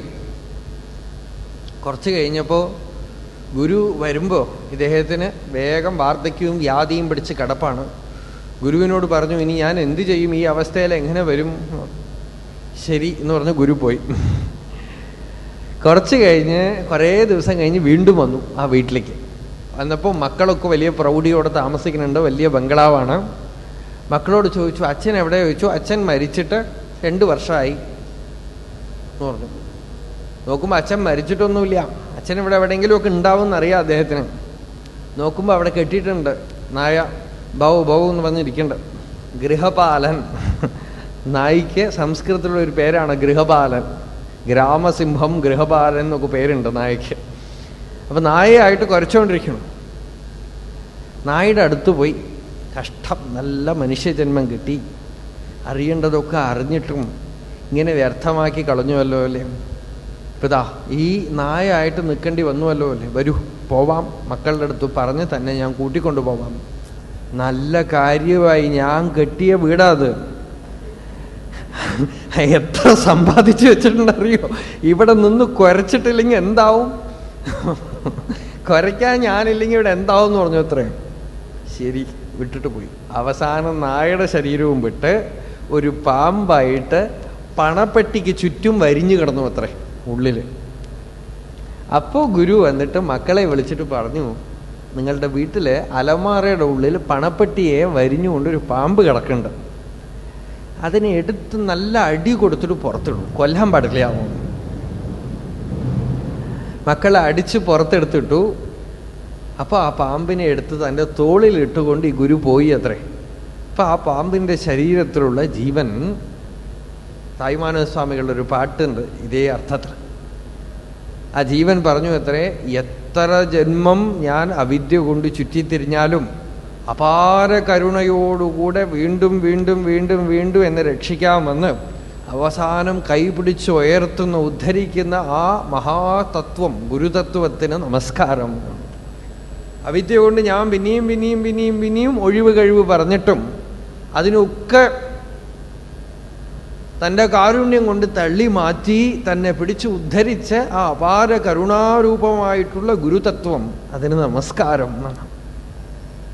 അപ്പൊ ഈ ജന്മം മുതൽ ജന്മത്തിൽ നിന്ന് ജന്മത്തിലേക്ക് ജീവൻ ചുറ്റുന്നു. വാസാംസി ജീർണാനി യഥാവിഹായ നവാനി ഗൃഹാതി നരോപരാണി തഥാ ശരീരാണി വിഹായ ജീർണാനി അന്യാനി സംയാതി നവാനി ദേഹി. ഇപ്പോൾ പ്രാരബ്ധത്തിനനുസരിച്ച് ജന്മത്തിൽ നിന്ന് ജന്മം, ശരീരത്തിൽ നിന്ന് ശരീരം എടുത്തുകൊണ്ടേയിരിക്കും. ശരീരം മരിക്കും എന്നല്ലാതെ ഉള്ളിലുള്ള ജീവൻ സ്പർശിക്കപ്പെടുന്നില്ല. ശരീരത്തിനെ വാളുകൊണ്ട് വെട്ടിയാലും കത്തി കൊണ്ട് കുത്തിയാലും ഒന്നും ജീവൻ സ്പർശിക്കപ്പെടുന്നില്ല. നൈനം ചിന്തന്തി ശസ്ത്രാണി നൈനം ദഹതി പാവകഃ ന ചൈനം ക്ലേദയന്ത്യാപോ ന ശോഷയതി മാരുതഃ. ശസ്ത്രാണി ന ഏനം ചിന്തന്തി. ശസ്ത്രങ്ങൾ എന്ന് വെച്ചാൽ ആയുധങ്ങൾ. അർജുന, ഒരായുധത്തിനും ഈ ജീവനെ, ആത്മാവിനെ സ്പർശിക്കാൻ കഴിയില്ല. നൈനം ചിന്തന്തി ശസ്ത്രാണി നൈനം ദഹതി പാവകഃ. അഗ്നിക്ക് ഇവനെ എരിക്കാൻ കഴിയില്ല. നചയേനം ക്ലേദയന്തി ആപോ. ജലത്തിന് ഇവനെ നനയ്ക്കാൻ കഴിയില്ല. ന ശോഷയതി മാരുതഃ. വായുവിന് ഇവനെ ശോഷിപ്പിക്കാൻ, വറ്റിക്കാൻ കഴിയില്ല. അടുത്ത ശ്ലോകം. അച്ഛേദ്യോയമദാഹ്യോയം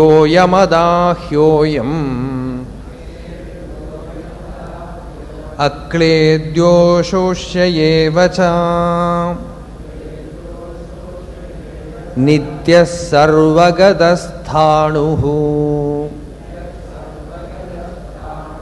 അചലോയം സനാതനഃ.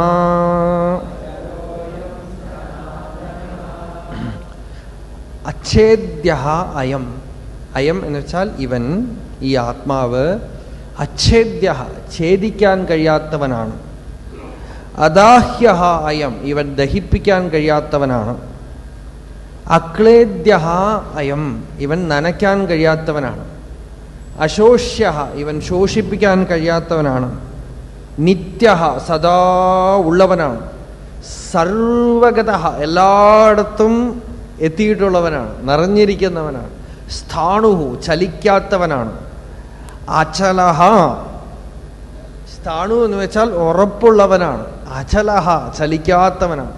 സനാതനഃ ശാശ്വതമായവനാണ്. നോക്കണം, പരമകാരണമായ സത്യത്തിൽ ഈ ലക്ഷണങ്ങളൊക്കെ ഉണ്ടാവണം എന്നാണ്. നമ്മുടെ സ്വസ്വരൂപത്തിൽ ഈ ലക്ഷണങ്ങളൊക്കെ ഉണ്ടാവണം. ഈ ലക്ഷണങ്ങളൊക്കെ ഉള്ളത് മാത്രമേ ബ്രഹ്മം എന്ന് പറയാനൊക്കെ ഉള്ളൂ. എന്താ ലക്ഷണം? ഇതൊക്കെ സ്വരൂപ ലക്ഷണമാണ്. നിത്യഃ സർവഗതഃ സ്ഥാണുഃ അചലഃ സനാതനഃ. ധ്യാനിക്കണം. നിത്യഃ ആരാണ് നിത്യം? ഞാൻ. സർവഗതഃ ആരാണ് സർവഗതൻ? ഞാൻ. സ്ഥാണു ഉറപ്പുള്ളത് ആരാണ്? എൻ്റെ ഉള്ളിലുള്ള ഈ ബോധം, പ്രജ്ഞ. അചലം ചലിക്കാതെ നിശ്ചലമായിട്ട് നിൽക്കുന്നു ആര്? എൻ്റെ ഉള്ളിലുള്ള ഈ ബോധം. സനാതനമായിട്ടാണ് ആര്? ഈ ഉള്ളിലുള്ള പ്രജ്ഞ. ഇതൊക്കെ ഈ പ്രജ്ഞയുടെ ലക്ഷണമാണ്, പ്രജ്ഞാനത്തിൻ്റെ ലക്ഷണമാണ്. നിത്യ സർവഗത സ്ഥാണുഹു അചലോയം സനാതനഃ. ഇതെപ്പോഴും നിത്യം എന്ന് വെച്ചാൽ every moment it is there. കാലാതീതം അല്ലേ? കാലം എന്ന് വെച്ചാൽ ആത്മാവിൻ്റെ സ്വരൂപമാണ് കാലം. ടൈം എന്ന് പറയുന്നത് ആത്മാവിൻ്റെ ഒരു ഡയമെൻഷനാണ്. ബാഹ്യ ഡയമെൻഷൻ ടൈമും ആന്തരിക ലക്ഷണം കോൺഷ്യസ്നെസ്സുമാണ്. ഇതൊക്കെ ഞാൻ പുതിയതായിട്ട് എന്തെങ്കിലും പറയണമെന്ന് വിചാരിക്കേണ്ട. ഭാഗവതത്തിൽ ദശമസ്കന്ധം ആരംഭിക്കുമ്പോൾ പരീക്ഷിത്ത് ചോദിക്കണു ശുഖബ്രഹ്മ മഹർഷിയോട്, ഭഗവാനെ എനിക്ക് കൃഷ്ണനെ കുറിച്ച് പറഞ്ഞു തരൂ. ഏത് കൃഷ്ണൻ എന്ന് ചോദിച്ചപ്പോൾ ഉള്ളിൽ ആത്മാവായും പുറമേക്ക് കാലമായും നിറഞ്ഞു നിൽക്കുന്ന ഭഗവാനെ കുറിച്ച് പറഞ്ഞു തരൂ.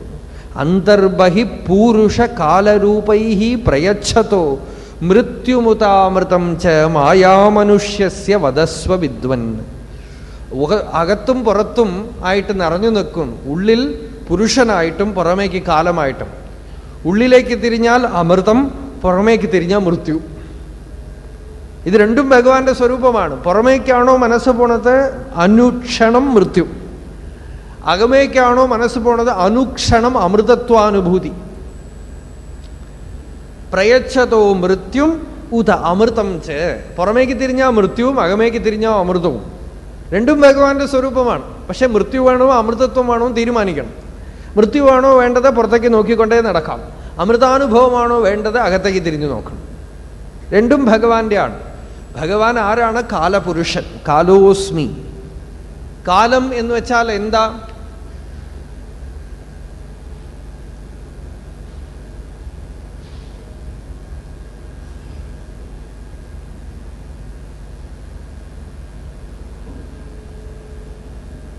ഉത്തരവില്ലാത്ത ചോദ്യമാണ് അല്ലേ? കാലം, ടൈം എന്ന് വെച്ചാൽ എന്താണെന്ന് ചോദിച്ചാൽ എങ്ങനെ പറയും? നമുക്ക് വാച്ചിലെ ടൈമേ അറിയുള്ളൂ. പകല് രാത്രി ടൈമായിട്ട് പറഞ്ഞാൽ സൂര്യനിൽ എന്ത് കാലം?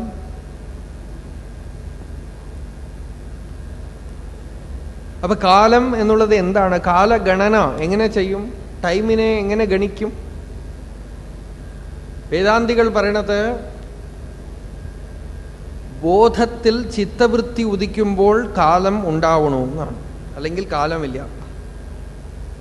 നമ്മളുടെ അനുഭവം, ഉറക്കത്തിൽ ടൈം ആർക്കും അറിയണില്ല അല്ലേ? നല്ല ക്ഷീണിച്ചിട്ട് കിടന്നു, കിടക്കുമ്പോഴേക്കും അലാം വാച്ച് അടിച്ചു, നോക്കുമ്പോൾ 6 മണി രാവിലെ. ഞാൻ ഇപ്പോഴല്ലേ കിടന്നുള്ളൂ, അപ്പോഴേക്കും ഈ ടൈം ഇത്ര നേരം എവിടെ പോയി അറിഞ്ഞില്ല. ടൈമൊക്കെ പോയി അല്ലേ? ടൈമിനെയും സ്പേസും ഒക്കെ, ടൈമും സ്പേസും ഒക്കെ വിഴുങ്ങിക്കളഞ്ഞു. ടൈമൊന്നും അറിഞ്ഞില്ല നമുക്ക് ആർക്കും. മനസ്സ് ഉദിക്കുമ്പോൾ ടൈം ഉദിച്ചു. രസിച്ചിരിക്കുമ്പോൾ ടൈം അറിയില്ല, ടൈമില്ല. ബോറടിച്ചാലോ ഇടയ്ക്കിടയ്ക്ക് വാച്ച് നോക്കും, അപ്പൊ ടൈം അറിയും. ഈശ്വരാനുഭൂതിയിൽ അനേക സഹസ്ര വർഷങ്ങൾ അറിയാതെ പോകും. ആത്മോപദേശ ശതകത്തില് ഒരു പാട്ട്, പരയുടെ പാല് നുകർന്ന ഭാഗ്യവാന്മാർക്ക് ഒരു 10,000 ആണ്ടൊരു അല്പനേരം. അറിവ് അപരപ്രകൃതിക്ക് അധീനമായാൽ അരനൊടി 1000 ആണ്ടുപോലെ തോന്നും. പരയുടെ പാല് നുകർന്ന ഭാഗ്യവാന്മാർക്ക്, പര എന്ന് വെച്ചാൽ പരമാനന്ദ രസം, ആ പരമാനന്ദ രസാനുഭൂതി നുകർന്നവർക്ക് 10,000 ആണ്ടൊരു അല്പനേരം, 10,000 വർഷങ്ങൾ കഴിഞ്ഞൊടുക്കുമ്പോഴേക്കും പോകും എന്നാണ്. അറിവ് അപരപ്രകൃതിക്ക് അധീനമായാൽ, അറിവെന്ന് വെച്ചാൽ ബുദ്ധി ജഡത്തിന്റെ പിടിയിലകപ്പെട്ടാൽ, മാറ്ററിന്റെ പിടിയിലകപ്പെട്ടാൽ അരനൊടി 1000 ആണ്ട് പോലെ തോന്നും. ഒരു അരക്ഷണം ബോറടിക്കണോ പറഞ്ഞുകൊണ്ടിരിക്കുന്നത്. We are caught in the net of time and space. അപ്പോ നിത്യം എന്ന് വെച്ചാൽ അതിന് ഡെഫിനിഷൻ എന്താ? ഞാൻ പറഞ്ഞു കാലം ഭഗവാന്റെ സ്വരൂപമാണ്. കാലം എന്ന് വെച്ചാൽ നമുക്ക് എന്തൊക്കെ കാലമുണ്ട്? ഗംഭീരമായൊരു അനാലിസിസ് ആണ്, നോക്കിക്കോളൂ. നമുക്ക് കാലം എന്തൊക്കെ ഉണ്ട്? എന്തൊക്കെ കാലമുണ്ട്?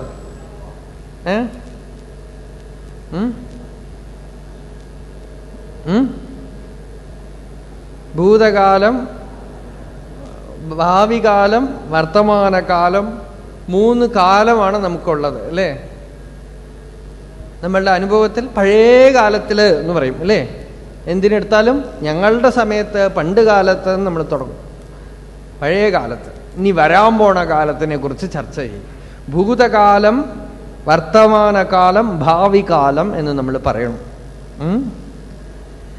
ഇപ്പോ ഒരു ചോദ്യം ചോദിക്കാം. വർത്തമാനകാലത്തിനെ ആരെങ്കിലും കണ്ടിട്ടുണ്ടോ? അതായത് വർത്തമാനം, പ്രസന്റ് മൊമെന്റ്, ഈ ക്ഷണം എന്ന് പറയണത് കഴിഞ്ഞൊടുക്കുമ്പോഴേക്കും പോകും അല്ലേ? ദാ എന്ന് പറയുമ്പോൾ കഴിഞ്ഞു.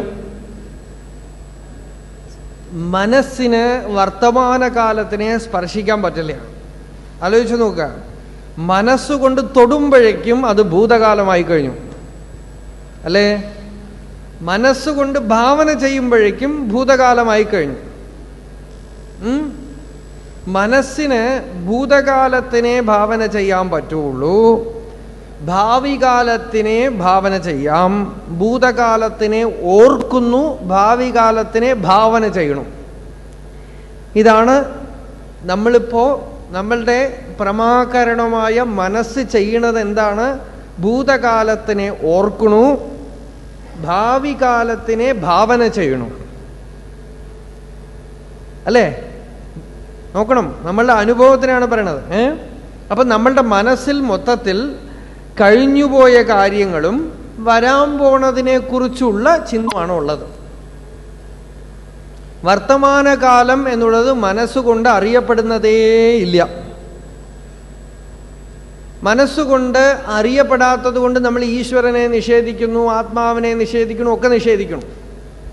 അതേ ലോജിക്ക് വെച്ചുകൊണ്ട് നമ്മൾ പറയാം, ഭൂതകാലം എൻ്റെ മനസ്സിൽ അറിയണു, ഭാവി കാലവും എൻ്റെ മനസ്സിൽ ഭാവന ചെയ്യാൻ പറ്റണു, വർത്തമാനകാലം മനസ്സുകൊണ്ട് തൊടാൻ പറ്റണില്ല, അതുകൊണ്ട് വർത്തമാനകാലം ഇല്ല എന്ന് പറഞ്ഞാലോ?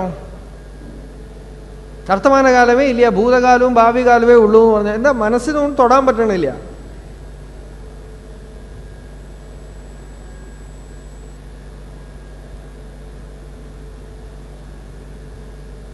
എന്നെ തീരുമാനിച്ചോളൂ. നമ്മൾ കുറേ പേരുണ്ട്, എല്ലാവർക്കും കൂടെ അങ്ങോട്ട് തീരുമാനിക്കാം. എന്താ? ഭൂതകാലവും ഇപ്പം നമ്മുടെ നാട്ടിൽ അങ്ങനെയാണ് പരിപാടി. എന്ത് അസംബന്ധമായാലും കുറച്ച് പേര് കൂടെ തീരുമാനിച്ചാൽ മതി. കഴിഞ്ഞുപോയ കാലവും വരാൻ പോണ കാലവും മാത്രമേ മനസ്സുകൊണ്ട് അറിയുന്നുള്ളൂ. വർത്തമാനത്തിനെ തൊടുമ്പോഴേക്കും അത് ഭൂതകാലമാവണു. അപ്പോൾ കഴിഞ്ഞുപോയ കാലവും വരാൻ പോണ കാലവും മാത്രമേ ഉള്ളൂ, വർത്തമാനകാലം ഇല്ലാന്ന് തീരുമാനിച്ചാലോ?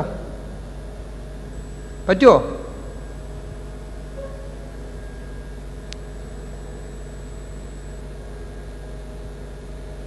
നമുക്കറിയാം അത് എവിടെയോ ഫ്ലോ ഉണ്ടെന്ന്. എന്നാൽ 3 കാലവും ഉണ്ട് എന്നാണോ ഇപ്പൊ തീരുമാനം? എന്നാ പറയുന്നു, കാലം എന്ന് ഒരേ ഒരു കാലമേ ഉള്ളൂ. ഭൂതകാലം, ഭാവി കാലം, വർത്തമാനകാലം എന്നൊക്കെ വ്യാകരണത്തിലേ പ്രയോജനപ്പെടുകയുള്ളൂ. അനുഭവത്തിൽ ഒരേ ഒരു കാലമേ ഉള്ളൂ, വർത്തമാനകാലം. അനുഭവത്തിനെ മനസ്സുകൊണ്ട് സ്പർശിക്കാൻ പറ്റില്ല എന്നുള്ളതിന് ഏറ്റവും നല്ല തെളിവാണ് വർത്തമാനത്തിനെ മനസ്സിന് ഭാവന ചെയ്യാൻ പറ്റാത്തത്. മനസ്സ് തൊടുമ്പോഴേക്കും കഴിഞ്ഞു പോകുന്നു. അനുഭവം എന്നുള്ളത് വർത്തമാനകാലം ആണ്. ഭൂതകാലം ആരും അനുഭവിക്കണില്ല.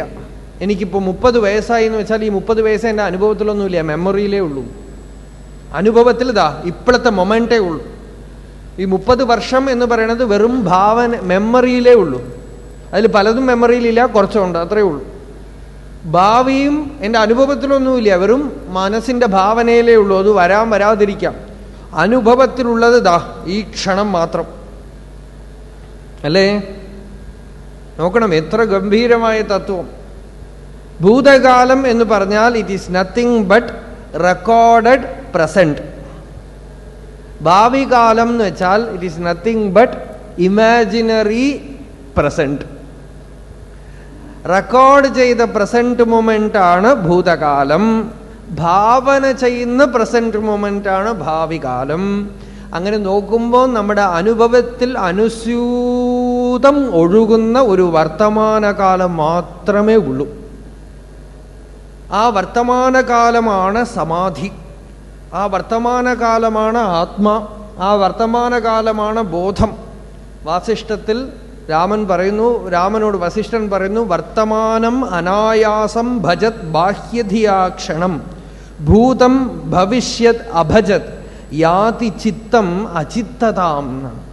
ഹേ രാമ, വർത്തമാനത്തിനെ സദാ ശ്രദ്ധിച്ചുകൊണ്ട് ഭൂതത്തിലേക്കും ഭാവിയിലേക്കും മനസ്സിനെ പോകാൻ അനുവദിക്കാതെ പിടിച്ചുകൊണ്ടിരുന്നാൽ ചിത്തം അചിത്തമായിട്ട് പോകും.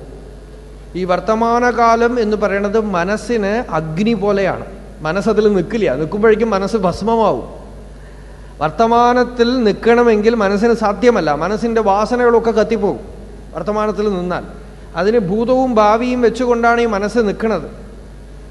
ഭൂതം ഭാവിച്ച ദുഷ്കൃതം പ്രതഹത സംവിന്മയേ പാവകേ. ഈ സംവിത് സ്വരൂപമായ അഗ്നിയിൽ ഭൂതത്തിനെയും ഭാവിയെയും എരിക്കണം എന്നാണ് ആചാര്യസ്വാമികൾ പറയണത്. ഈ സംവിന്മയമായ അഗ്നി എന്താണ്? വർത്തമാനകാലാനുഭവം. ഇതാ ഇപ്പോ ഉണ്ട്, ഈ ക്ഷണം ക്ഷണം ക്ഷണം, ഓരോ ക്ഷണം പ്രതിബോധവിദിതം, ഓരോ ബോധത്തിലും ഉള്ളത് വർത്തമാനാനുഭവം. ഭൂതവും ഭാവിയും വെറും മാനസികാനുഭവം. ഭൂതവും ഭാവിയും ഉണ്മയല്ല. ഭൂതവും ഭാവിയും വെറും മാനസികാനുഭവം. ചിലരിലൊക്കെ മറഞ്ഞേ പോകും. ചിലർക്ക് മെമ്മറിയൊക്കെ അങ്ങോട്ട് പോകും. ചില സൂക്കേടുകളൊക്കെ ഉണ്ട്. ആ സൂക്കേടുകൾ വന്നാൽ ഇടയിലുള്ള 10-20 വർഷം പോയി പോകും, ഓർമ്മയേ ഇല്ല. അങ്ങനെ കേസുകളൊക്കെ കണ്ടിട്ടുണ്ട്. ചിലർക്ക് 7-8 കുട്ടികളുണ്ട്, അവരുടെ കുട്ടികൾ എത്ര എണ്ണം ഓർമ്മയില്ല, ആരൊക്കെയാ കുട്ടികളോ ഒന്നും ഓർമ്മയില്ല, ഒക്കെ മറന്നു പോണു.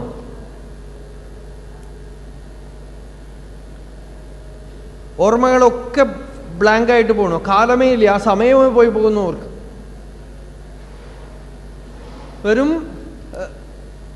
കമ്പ്യൂട്ടർ പോലെ ഉള്ള ഉള്ളിലൊരു സാധനം, അതിന് അനുഭൂതിയൊന്നുമില്ല.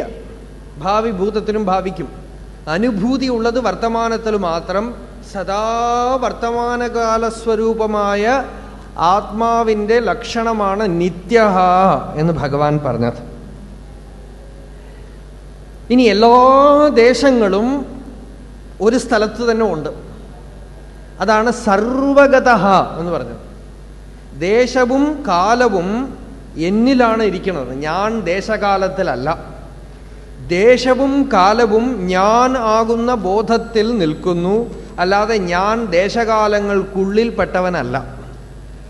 മനസ്സ് പൊന്തുമ്പോൾ ദേശവും കാലവും പൊന്തുന്നു, മനസ്സ് ലയിക്കുമ്പോൾ ദേശവും കാലവും ലയിച്ചു പോകുന്നു. എവിടെ കിടക്കണമെന്നൊന്നും, എറണാകുളത്തിലുള്ള ഉറക്കവും പാലക്കാടിലുള്ള ഉറക്കവും അമേരിക്കയിലുള്ള ഉറക്കമൊക്കെ ഉറങ്ങിക്കഴിഞ്ഞാൽ ഉറക്കം ഒരുപോലെ തന്നെ. മനസ്സ് ഉദിക്കുമ്പോഴാണ് എവിടെ ഉറങ്ങണത് വ്യത്യാസമൊക്കെ അറിയണത്, അല്ലേ? അപ്പോ മനസ്സാണ് ദേശം കാലം രണ്ടിനെയും ഉണ്ടാക്കണത്. മനസ്സ് ലയിച്ചു കഴിഞ്ഞാൽ ഒന്നുമില്ല. രമണ മഹർഷിയോട് പലരും ചോദിച്ചിട്ടുണ്ട്, എന്താ ഭഗവാനെ അമേരിക്കയിലേക്കൊന്നും വരാത്തത് ചോദിച്ചു ഒരു അമേരിക്കക്കാരൻ. മഹർഷി ചോദിച്ചു, അമേരിക്ക എവിടെയാ? അമേരിക്കയും എല്ലാ ദേശവും ഇവിടെ ഉണ്ട് എന്നാണ്. ഈ സത്യം അറിഞ്ഞ ആൾ എവിടെ പോയാലും ഇവിടെയാണ് ഇരിക്കുന്നത്. എല്ലാ കാലവും അയാൾക്ക് വർത്തമാനകാലമാണ്, എല്ലാ ദേശവും അയാൾക്ക് ഒരേ ദേശമാണ്. ദേശകാലങ്ങളൊന്നും നമ്മളുടെ ഉള്ളിൽ ഒരു മാറ്റവും വരുത്തണില്ല, വെറുതെ ശരീരം ചലിക്കണു, അത്രയേ ഉള്ളൂ. അപ്പോ നിത്യ സർവഗതഃ സ്ഥാണുഹു, നല്ല ഉറപ്പുള്ളവൻ. ആത്മാവിനെ സ്പർശിച്ചു കഴിഞ്ഞാൽ ശിവന് ഒരു പേരാണ് സ്ഥാണു. സ്ഥാണു എന്ന് വെച്ചാൽ തൂണ് എന്നും അർത്ഥമുണ്ട്. തൂണിനെ പിടിച്ചുകൊണ്ട് കുട്ടികൾ കളിക്കും, അല്ലെ? ചുറ്റി ചുറ്റി ചുറ്റി കളിക്കും. തൂണ് പിടിക്കാതെ കളിച്ചാൽ വീഴും, ചുറ്റിയാൽ വീഴും. അതുപോലെ ഉള്ളിലുള്ള തൂണാണ് ആത്മാ, ബോധത്തിൻ്റെ തൂണ്. ആ തൂണിനെ പിടിച്ച് ലോകത്തിൽ എത്ര വേണമെങ്കിൽ ചുറ്റാം, ഒന്നും വിഷമല്ല. സർവഗതഃ സ്ഥാണുഹു, എവിടെ പോയാലും കാണപ്പെടുന്നത് സർവഗതൻ. പ്രഹ്ലാദൻ അതാണ് എവിടെ നോക്കിയാലും വിഷ്ണു വിഷ്ണു എന്ന് പറഞ്ഞത്. അചലഹ, ചലിക്കാത്തത്. സനാതനഹ, എപ്പോഴും ഉള്ളത്. അതിനെ വെട്ടാനും മുറിക്കാനും കൊല്ലാനും ഒന്നും പറ്റില്ല. ഈ ആത്മാവിൻ്റെ സ്വരൂപം അറിഞ്ഞതായതുകൊണ്ട് പ്രഹ്ലാദനെ എന്തൊക്കെ ചെയ്തിട്ടും ഒന്നും ബാധിച്ചില്ല, യാതൊന്നും പ്രഹ്ലാദനെ ബാധിച്ചില്ല. അലക്സാണ്ടർ ചക്രവർത്തി ഇന്ത്യയിലേക്ക് വരുമ്പോൾ അലക്സാണ്ടറുടെ ഗുരു അരിസ്റ്റോട്ടിലിനെ കാണാൻ പോയി. അപ്പോൾ അരിസ്റ്റോട്ടിൽ പറഞ്ഞു അത്രേ, ഇന്ത്യയിൽ ധാരാളം മഹാത്മാക്കളുണ്ട്, ജ്ഞാനികളുണ്ട്, അവരിൽ ആരെങ്കിലും ഒക്കെ പിടിച്ചുകൊണ്ട് വരണം എന്ന് പറഞ്ഞു അത്രേ. ഗ്രീക്കിലേക്ക് വരുമ്പോൾ കൂട്ടിക്കൊണ്ടുവരണം, നമ്മുടെ നാട്ടിലേക്ക് കൂട്ടിക്കൊണ്ടുവരണം. അലക്സാണ്ടർ ഇവിടെ ഒരുപാട് പേരെ കണ്ടു. അങ്ങനെ ഗംഗാതീരത്തിൽ വെച്ച് ഒരു അവധൂതനെ കണ്ടു അത്രയും. അദ്ദേഹം ഇങ്ങനെ സുഖമായിട്ട് തലയിൽ കൈവച്ച് കിടക്കണം. അലക്സാണ്ടർ അദ്ദേഹത്തിനോട് വളരെ ഇഷ്ടം തോന്നി, തൻ്റെ മന്ത്രിയോട് പറഞ്ഞയച്ചു അദ്ദേഹത്തിനെ കൂട്ടിക്കൊണ്ടുവരും. അലക്സാണ്ടർക്ക് നല്ല ബഹുമാനം ഉണ്ടായിരുന്നു ഇവരോടൊക്കെ. ഈ മന്ത്രി ഉണ്ടല്ലോ, അവരൊക്കെ ഈ ലൗകികത്തിൽ മാത്രം വളർന്നവരല്ലേ. അയാൾ നേരെ ചെന്ന് പറഞ്ഞു, നിങ്ങളെ അലക്സാണ്ടർ ചക്രവർത്തി വിളിക്കണമെന്ന് പറഞ്ഞു. അദ്ദേഹം അനങ്ങിയതേയില്ല, മിണ്ടിയതേയില്ല, ചലിച്ചതേയില്ല, സ്ഥാണു. അദ്ദേഹം പറഞ്ഞു, ഓയ് നിങ്ങൾക്കറിയോ ലോകം മുഴുവൻ കീഴടക്കാൻ പുറപ്പെട്ട ചക്രവർത്തി നിങ്ങളെ വിളിക്കണോ? അപ്പോഴും ചലിച്ചില്ല, മിണ്ടിയില്ല. ഈ മന്ത്രിക്ക് ദേഷ്യം വന്നു. പക്ഷെ അലക്സാണ്ടർ വളരെ ബഹുമാനിക്കുന്നത് കൊണ്ട് ഇദ്ദേഹം അലക്സാണ്ടറോട് പോയി പറഞ്ഞു, ഞാൻ വിളിച്ചിട്ട് അദ്ദേഹം ചലിക്കണില്ല എന്ന്. അപ്പൊ അലക്സാണ്ടർ തന്നെ വന്നിട്ട് അദ്ദേഹത്തിനോട് പറഞ്ഞു, അങ്ങയുടെ മഹത്വം ഞാൻ വളരെയധികം കണ്ടു മനസ്സിലാക്കി, അങ്ങക്ക് ഞാൻ എന്താ ചെയ്യേണ്ടത് എന്ന് ചോദിച്ചു. അദ്ദേഹം പറഞ്ഞു, സൂര്യ വെളിച്ചം എൻ്റെ മേലെ വീഴാതിരിക്കാൻ തടസ്സം ചെയ്തുകൊണ്ട് നിൽക്കണം, മാറി നിന്നാൽ മതി എന്ന്. വേറെ ഒന്നും ചെയ്യാനില്ല, ഒന്ന് മാറി നിന്നാൽ മതി എന്ന്.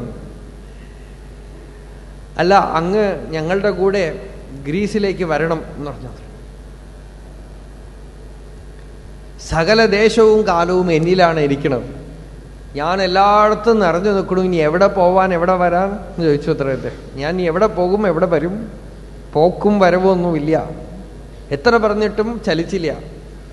കോപം വന്നിട്ട് ഞാൻ അങ്ങ് വെട്ടിയാലോ? അലക്സാണ്ടർ കുറച്ചൊരു ബഹുമാനത്തോടെ ആണെങ്കിലും ഇദ്ദേഹത്തിനൊന്ന് പരീക്ഷിക്കാൻ വേണ്ടിയാ ചോദിച്ചത്. വാളെടുത്ത് ഞാൻ അങ്ങേ വെട്ടിയാലോ എന്ന് ചോദിച്ചു. ഉറക്കെ ചിരിച്ചു അത്രയും. അദ്ദേഹത്തിന്റെ ചിരിയിൽ തന്നെ അലക്സാണ്ടർ കയ്യിലുള്ള വാള് ചവിട്ടൽ വീണുപോയി എന്നാണ്. അലക്സാണ്ടറോട് പറഞ്ഞു അത്രേ, ഇത്രയും വലിയൊരു കള്ളം അങ്ങയ്ക്ക് പറയാനേ പറ്റില്ല. കാരണം അച്ഛേദ്യോയം അദാഹ്യോയം അക്ലേദ്യോ അശോഷ്യയേവച നിത്യ സർവഗതസ്ഥാണുഹു അചലോയം സനാതനഃ. എന്നെ ഛേദിക്കാൻ പറ്റില്ല വാളുകൊണ്ട്. എന്നെ ഒന്നും ചെയ്യാൻ അങ്ങയ്ക്ക് സാധ്യമല്ല. ഞാൻ ഈ ജഡമായ ശരീരമല്ല. അലക്സാണ്ടർ വളരെ ബഹുമാനത്തോടു കൂടെ നമസ്കരിച്ചിട്ട് പോയി എന്നും അലക്സാണ്ടറോട് അദ്ദേഹം പറഞ്ഞു അത്രേ, താൻ വിഡ്ഢിയാണ്, ലോകം പിടിച്ചടക്കാൻ പോകുന്നു. പുറത്ത് വസ്തുക്കളെ പിടിച്ചടക്കാൻ ശ്രമിക്കുന്നവരൊക്കെ സ്വയം അടിമകളാകും. രാമതീർത്ഥസ്വാമികൾ അമേരിക്കൻ പ്രസിഡന്റ് റൂസ്വെൽറ്റിനോട് പറഞ്ഞു. റൂസ്വെൽറ്റും രാമതീർത്ഥനും കൂടെ കണ്ടെത്തിയപ്പോൾ രാമതീർത്ഥൻ തന്നെക്കുറിച്ച് പറയുമ്പോൾ, അല്ലെങ്കിൽ സാധാരണ അദ്ദേഹം ഞാൻ എന്ന് പറയില്ല, രാമ എന്നേ പറയുള്ളൂ തന്നെക്കുറിച്ച്. അമേരിക്കൻ പ്രസിഡന്റ് റൂസ്വെൽറ്റിനോട് സംസാരിക്കുമ്പോൾ രാമതീർത്ഥൻ തന്നെക്കുറിച്ച് എംപറർ രാമ എന്ന് പറയൂ അത്രയും അദ്ദേഹത്തിന് മുമ്പിൽ വെച്ച്. അപ്പോൾ റൂസ്വെൽറ്റ് ചോദിച്ചു, സ്വാമി അങ്ങേ ഒരു രാജ്യവും ഭരിക്കണില്ലല്ലോ, പിന്നെ എന്തിനാ ഈ വെറുതെ എംപറർ രാമ ചക്രവർത്തി രാമതീർത്ഥൻ എന്നാണ് തന്നെക്കുറിച്ച് പറയണത്, എന്തിനാ ഈ ചക്രവർത്തി എന്ന് സ്വയം വിശേഷിപ്പിക്കണത് എന്ന് ചോദിച്ചു. അപ്പൊ രാമതീർത്ഥൻ പറഞ്ഞു, എനിക്കൊരു രാജ്യവും ഭരിക്കാനില്ലാത്തത് കൊണ്ട്, ഞാൻ ആരെയും ഭരിക്കാത്തത് കൊണ്ട് ഞാൻ സ്വതന്ത്രനാണ്. അതുകൊണ്ട് പ്രപഞ്ചം മുഴുവൻ എൻ്റെ സാമ്രാജ്യമാണ്. സൂര്യചന്ദ്രാദി നക്ഷത്രങ്ങളൊക്കെ എൻ്റെ മുമ്പിൽ നർത്തനം ചെയ്യുന്നവരാണ്. അവർക്കൊക്കെ ഞാൻ ചക്രവർത്തിയാണ്. എനിക്ക് യാതൊരു ആഗ്രഹവും ഇല്ലാത്തത് കൊണ്ട് ഞാൻ സ്വതന്ത്രനും പ്രപഞ്ചത്തിൻ്റെ ചക്രവർത്തിയുമാണ്. അങ്ങാവട്ടെ 5 വർഷത്തിൽ ഇത് പോകുമല്ലോ എന്നുള്ള പേടിയുണ്ട്. ഇപ്പോഴും അനേക വിഷയങ്ങളെ ആശ്രയിച്ചുകൊണ്ടിരിക്കുന്നു. You are possessed by your possessions എന്നാണ്. അങ്ങയുടെ പരിഗ്രഹം അങ്ങയെ പിടിച്ചിരിക്കുകയാണ്. ചിലരൊക്കെ രാവിലെ റോട്ടിൽ നായിനെ പിടിച്ചുകൊണ്ട് നടക്കും, കണ്ടിട്ടുണ്ടോ? ട്രൗസർ ഇട്ടിട്ട് വേറെ ഒരു പണിയും ഇല്ലാത്തതുകൊണ്ട് രാവിലെ എണീറ്റാൽ നായിനെ പിടിച്ചുകൊണ്ട് നടക്കും. അവർ വിചാരിച്ചിരിക്കണു അവർ നായിനെ പിടിച്ചിരിക്കണമെന്നാണ്. വാസ്തവത്തിൽ അവർ നായിനെയല്ല പിടിച്ചിരിക്കണത്, നായാണ് അവരെ പിടിച്ചിരിക്കണത്. എന്താ അറിയോ, നായി സ്വതന്ത്രമാണ്. അതിന് ഇവരുടെ കൂടെ പോകണമെന്നൊന്നുമില്ല, വിട്ടാൽ അത് പാട്ടിൽ പോകും. പക്ഷേ ഇവർക്ക് വിടാൻ പറ്റുമോ? ഇവർ വിട്ടാൽ അതിൻ്റെ പുറകെ ഓടേണ്ടി വരും. എന്താണെന്ന് വെച്ചാൽ നായ്ക്ക് യാതൊരു ആഗ്രഹമില്ലാത്തത് കൊണ്ട് അത് സ്വതന്ത്രമാണ്, പിടിവിട്ടാൽ അത് പോകും. പക്ഷേ ഇവർക്ക് വിടാൻ പറ്റില്ല. അപ്പൊ വാസ്തവത്തിൽ നായാണോ അവരെ പിടിച്ചിരിക്കണത്, അവരാണോ നായ പിടിച്ചിരിക്കണത്? നായാണ് അവരെ പിടിച്ചിരിക്കുന്നത്. അവർക്ക് സ്വതന്ത്രമായിട്ട് സഞ്ചരിക്കാൻ പറ്റില്ല ഇതിനെ വിട്ടിട്ട്. അതുകൊണ്ട് പരിഗ്രഹോഹി ദുഃഖായി.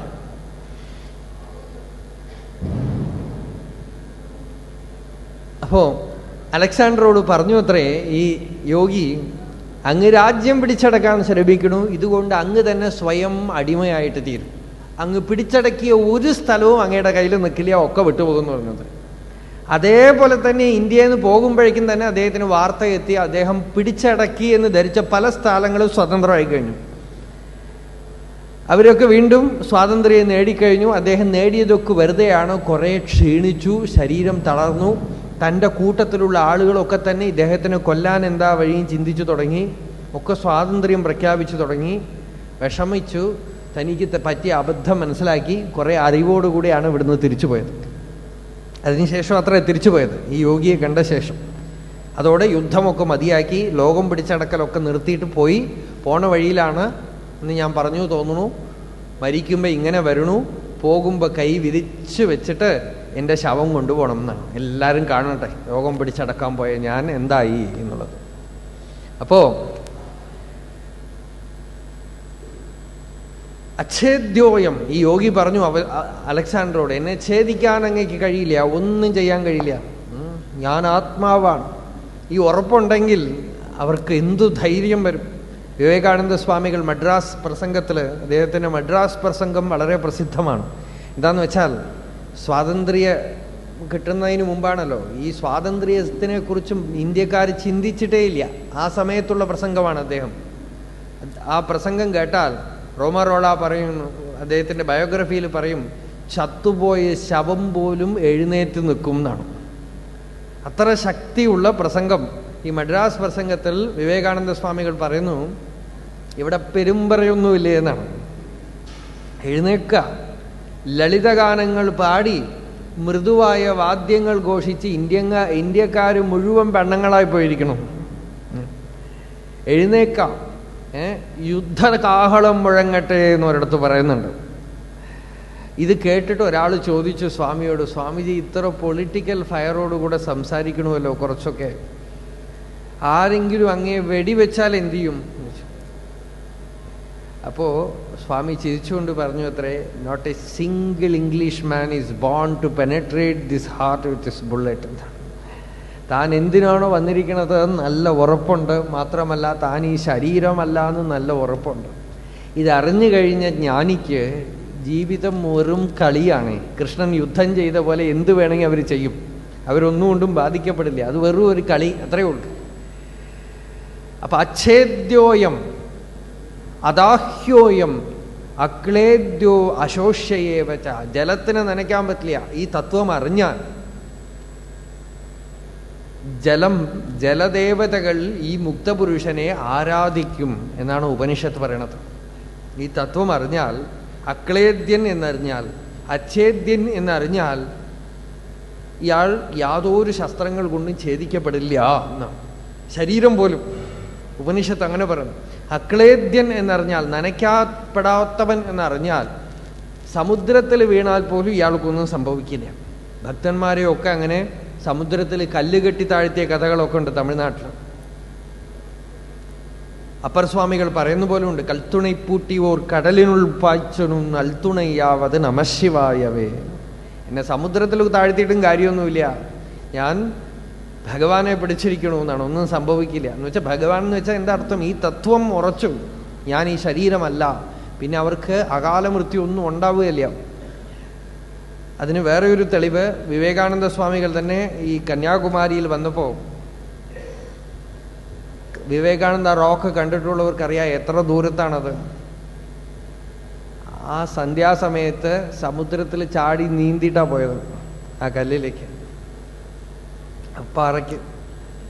എന്നുവെച്ചാൽ ഭയം ഉള്ളുന്ന് പൂർണ്ണമായി പോകുന്നു. താൻ ശരീരമല്ല എന്നും അച്ഛേദ്യനാണെന്നും അക്ലേദ്യനാണെന്നും ശോഷിപ്പിക്കാൻ കഴിയാത്തവനാണെന്നും സനാതനമായ വസ്തുവാണെന്നും ആത്മാവാണെന്നും നല്ല ഉറപ്പ്.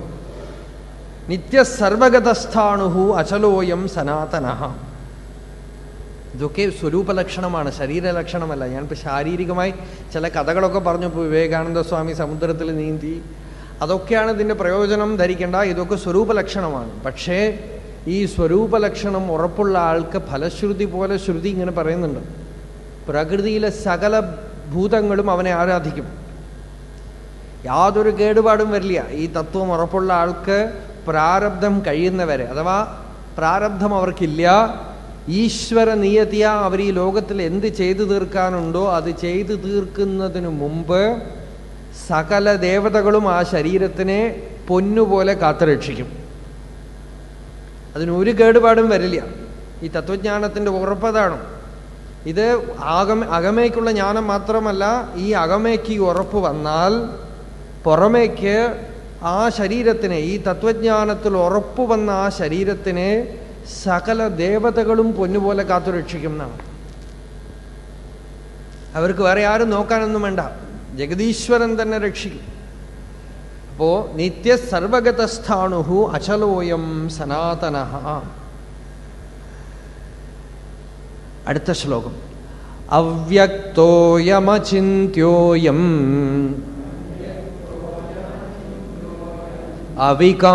അവികാര്യോയമുച്യത്തെ തസ്മാദേവം വിദിത്വൈനം നാനുശോചിതുമർഹസി. ഇനി 2 ശ്ലോകങ്ങൾ 3 ശ്ലോകങ്ങൾ ഭഗവാൻ ഇത് തന്നെ പറയാൻ പോകുന്നു. ന അനുശോചിതും അർഹസി. അർജുന, ഇങ്ങനെയൊക്കെ ആയതുകൊണ്ട് ന അനുശോചിതും അർഹസി, തനിക്ക് അനുശോചനം ചെയ്യാൻ, ദുഃഖിക്കാൻ അർഹതയില്ല എന്ന് വെച്ചാൽ താൻ ദുഃഖിക്കരുത് എന്നർത്ഥം. താൻ വിഷമിക്കരുത്, താൻ കരയരുത്. അരബിന്ദോ സാവിത്രി എന്ന് പറഞ്ഞിട്ടൊരു കൃതി എഴുതി. അതിനാരോ കാരണം പറഞ്ഞു എന്തുകൊണ്ടാണ് സാവിത്രി എടുത്തതെന്ന് വെച്ചാൽ, അരബിന്ദോ ഒരിടത്ത് എഴുതിയിട്ടുണ്ട് അത്രേ, രണ്ടുപേരാണ് നമ്മളുടെ സകല പുരാണങ്ങളും ഇതിഹാസങ്ങളും ഒക്കെ തിരഞ്ഞു നോക്കിയാൽ ഒരു ചൊട്ട് കണ്ണീര് പോലും ഇടാത്തവർ. ഒന്ന് സാവിത്രിയും ഒന്ന് കൃഷ്ണനും. ബാക്കി എല്ലാവരും കുറച്ച് കുറച്ച് കരഞ്ഞിട്ടുണ്ടെന്നാണ്. ദുഃഖം തൊട്ട് തീണ്ടാത്ത രണ്ടുപേരാണ് കൃഷ്ണനും സാവിത്രിയും. അതിൽ കൃഷ്ണന്റെ കഥ നമുക്കറിയാം. സാവിത്രിയെ സെലക്ട് ചെയ്യാൻ കാരണം അതുകൊണ്ടാണെന്ന് ആരോ പറഞ്ഞു. ഇനിയിപ്പോൾ അതങ്ങനെ തന്നെയാണോ എനിക്കറിയില്ല. എന്നുവെച്ചാൽ അനുശോചനമില്ല, ശോകം ഇല്ല എന്നർത്ഥം. ദുഃഖം ഇല്ല. അനുശോചിതും അർഹസി. അവ്യക്തോയം അചിന്യോയം അവികാര്യോയം ഉച്യത്തെ. ഈ ആത്മാവുണ്ടല്ലോ അത് അവ്യക്തമാണ്. വ്യക്തം എന്ന് വെച്ചാൽ എന്താ? വ്യഞ്ച് എന്നുള്ള ധാതുവിന് മാനിഫെസ്റ്റ് എന്നർത്ഥം. വ്യക്തമായിട്ടുള്ളത് കണ്ണുകൊണ്ട് കാണാൻ പറ്റുന്നത്. ആത്മാ കണ്ണുകൊണ്ട് കാണാൻ പറ്റണതല്ലോ. പിന്നെ എന്താണ് ആത്മാ? ഏതുള്ളത് കൊണ്ടാണോ കണ്ണ് കാണുന്നത് അതാണ് ആത്മാ. ഉപനിഷത്ത് അങ്ങനെ പറയുന്നു. കണ്ണുകൊണ്ട് കാണുന്നത് ആത്മാവല്ല, ഏതൊന്നുള്ളത് കൊണ്ട് കണ്ണു കാണുന്നുവോ അത് ആത്മാ. ചെവി കൊണ്ട് കേൾക്കണത് ആത്മാവല്ല, ഏതുള്ളത് കൊണ്ട് ചെവി കേൾക്കണമോ അത് ആത്മാ. മൂക്കുകൊണ്ട് മണക്കുന്നത് ആത്മാവല്ല, ഏതുള്ളത് കൊണ്ട് മൂക്ക് മണക്കുന്നുവോ അത് ആത്മാ. അപ്പോ അത് വ്യക്തമല്ല, പിന്നെയോ ബോധമാണ്. അപ്പൊ അവ്യക്തോയം അചിന്യോയം. അചിന്യം, ചിന്തയ്ക്ക് പിടിക്കാൻ കഴിയാത്തത് അല്ലേ? ചിന്തയ്ക്ക് പിടിക്കാൻ കഴിയുന്നതൊക്കെ ലിമിറ്റഡാണ്. പരിച്ഛിന്നമായ വസ്തുക്കൾ ചിന്തയിൽ ഒതുങ്ങും, മനസ്സിൽ ഒതുങ്ങും. ഏത് വ്യക്തമോ അതിനെ ചിന്തിക്കാൻ പറ്റുള്ളൂ. നിർഗുണം, നിരാകാരം, നിത്യശുദ്ധം എന്നൊക്കെ പറഞ്ഞാൽ ചിന്തിക്കാൻ പറ്റുമോ? ഇഡ്ഡലി, ഉപ്പുമ, ദോശ എന്ന് പറഞ്ഞാൽ ചിന്തിക്കും അല്ലേ? മനസ്സിൽ വരും രൂപം, ഭാവന വരും. നാമം, രൂപം, അതിനെന്തെങ്കിലുമൊക്കെ ഗുണം ഒക്കെ ഉള്ളപ്പോൾ അതിൽ മനസ്സ് പോകും, രൂപം വരും. ഇത് അചിന്യം. യതോ വാചോ നിവർത്തന്തെ അപ്രാപ്യ മനസാ സഹ. മനസ്സും വാക്കും ഒക്കെ പ്രാപിക്കാൻ കഴിയാതെ നിവർത്തന്തെ, തിരിച്ചു വരുന്നു എന്നാണ്. അപ്പൊ മനസ്സ് കൊണ്ട് സാധ്യമല്ല. അചിന്യോയം അവികാര്യോയം, വികാരപ്പെടാത്തതാണത്. ബാക്കിയൊക്കെ വികാരം. ചിന്ത വികാരമാണ്, വ്യക്തമായിട്ടുള്ളതൊക്കെ വികാരമാണ്. ഇതിന് വികാരമില്ല.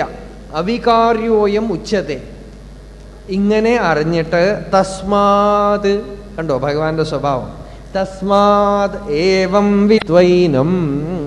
ഈ ആത്മാവിനെ ഇങ്ങനെ അവികാരിയാണെന്നും ചിന്താരഹിതനാണെന്നും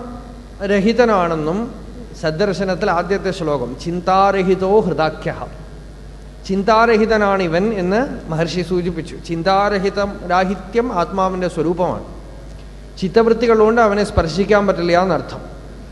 അപ്പോ അചിന്യോയം അവികാര്യോയം ഉച്യത്തെ. ചിന്തകൾക്കൊക്കെ പുറകിൽ അവൻ അനുഭവപ്പെടുന്നു. ഇപ്പം ആ ജനറേറ്ററിൻ്റെ ശബ്ദം കേൾക്കുന്നു. ഞാൻ പ്രസംഗിച്ചു തുടങ്ങി ശബ്ദത്തിൽ കേൾക്കില്ല, ഇടയിൽ നിർത്തിയാൽ കേൾക്കും.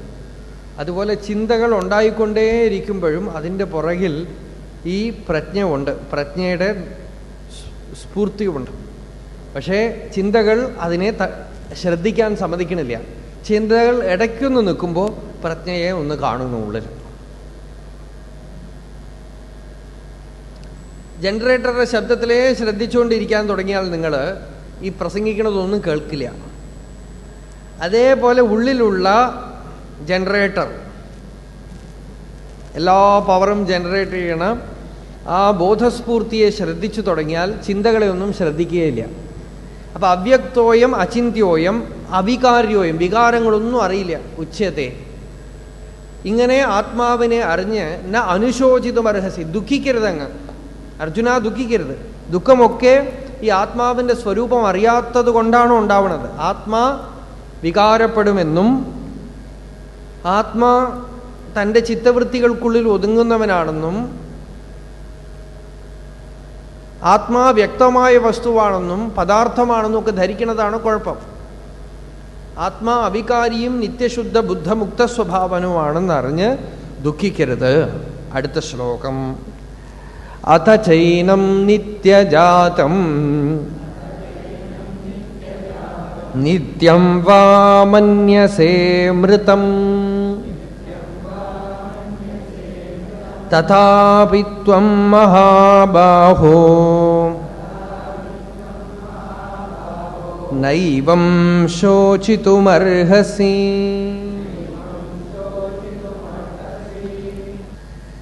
അഥ ചൈനം നിത്യജാതം നിത്യം വാ മന്യസേ മൃതം തഥാപി ത്വം മഹാബാഹോ നൈവം ശോചിതുമർഹസി. കുറച്ചൊരു സാധാരണ നിലയിലേക്ക് ഭഗവാൻ വരണു. ഭഗവാൻ പറയണു, അർജുന, ഇപ്പം എന്താ അർജുനൻ ഇങ്ങനെ മിഴിച്ചിരിക്കുകയാണെന്ന് തോന്നുന്നു കേട്ടിട്ടെ. അപ്പം ഭഗവാൻ ഒരു സംശയം അർജുനന് മനസ്സിലായോ മനസ്സിലായില്ലയോ എന്ന്. നമ്മളൊരു ഭഗവത്ഗീത അവരടുത്ത് പ്രഭാഷണം നടക്കുമ്പോൾ ഇടയ്ക്കിടയ്ക്ക് പറഞ്ഞുകൊണ്ടിരുന്നു, സംശയമുണ്ടെങ്കിൽ അവസാനം വല്ലതും എഴുതി തന്നാൽ ഉത്തരം പറയാമെന്നോ എന്തോ പറഞ്ഞുകൊണ്ടിരുന്നു. അപ്പം അവസാനം ഒരാൾ വന്ന് പറഞ്ഞു, സംശയമേ എനിക്കില്ല എന്ന് പറഞ്ഞു. വലിയ സന്തോഷമായി.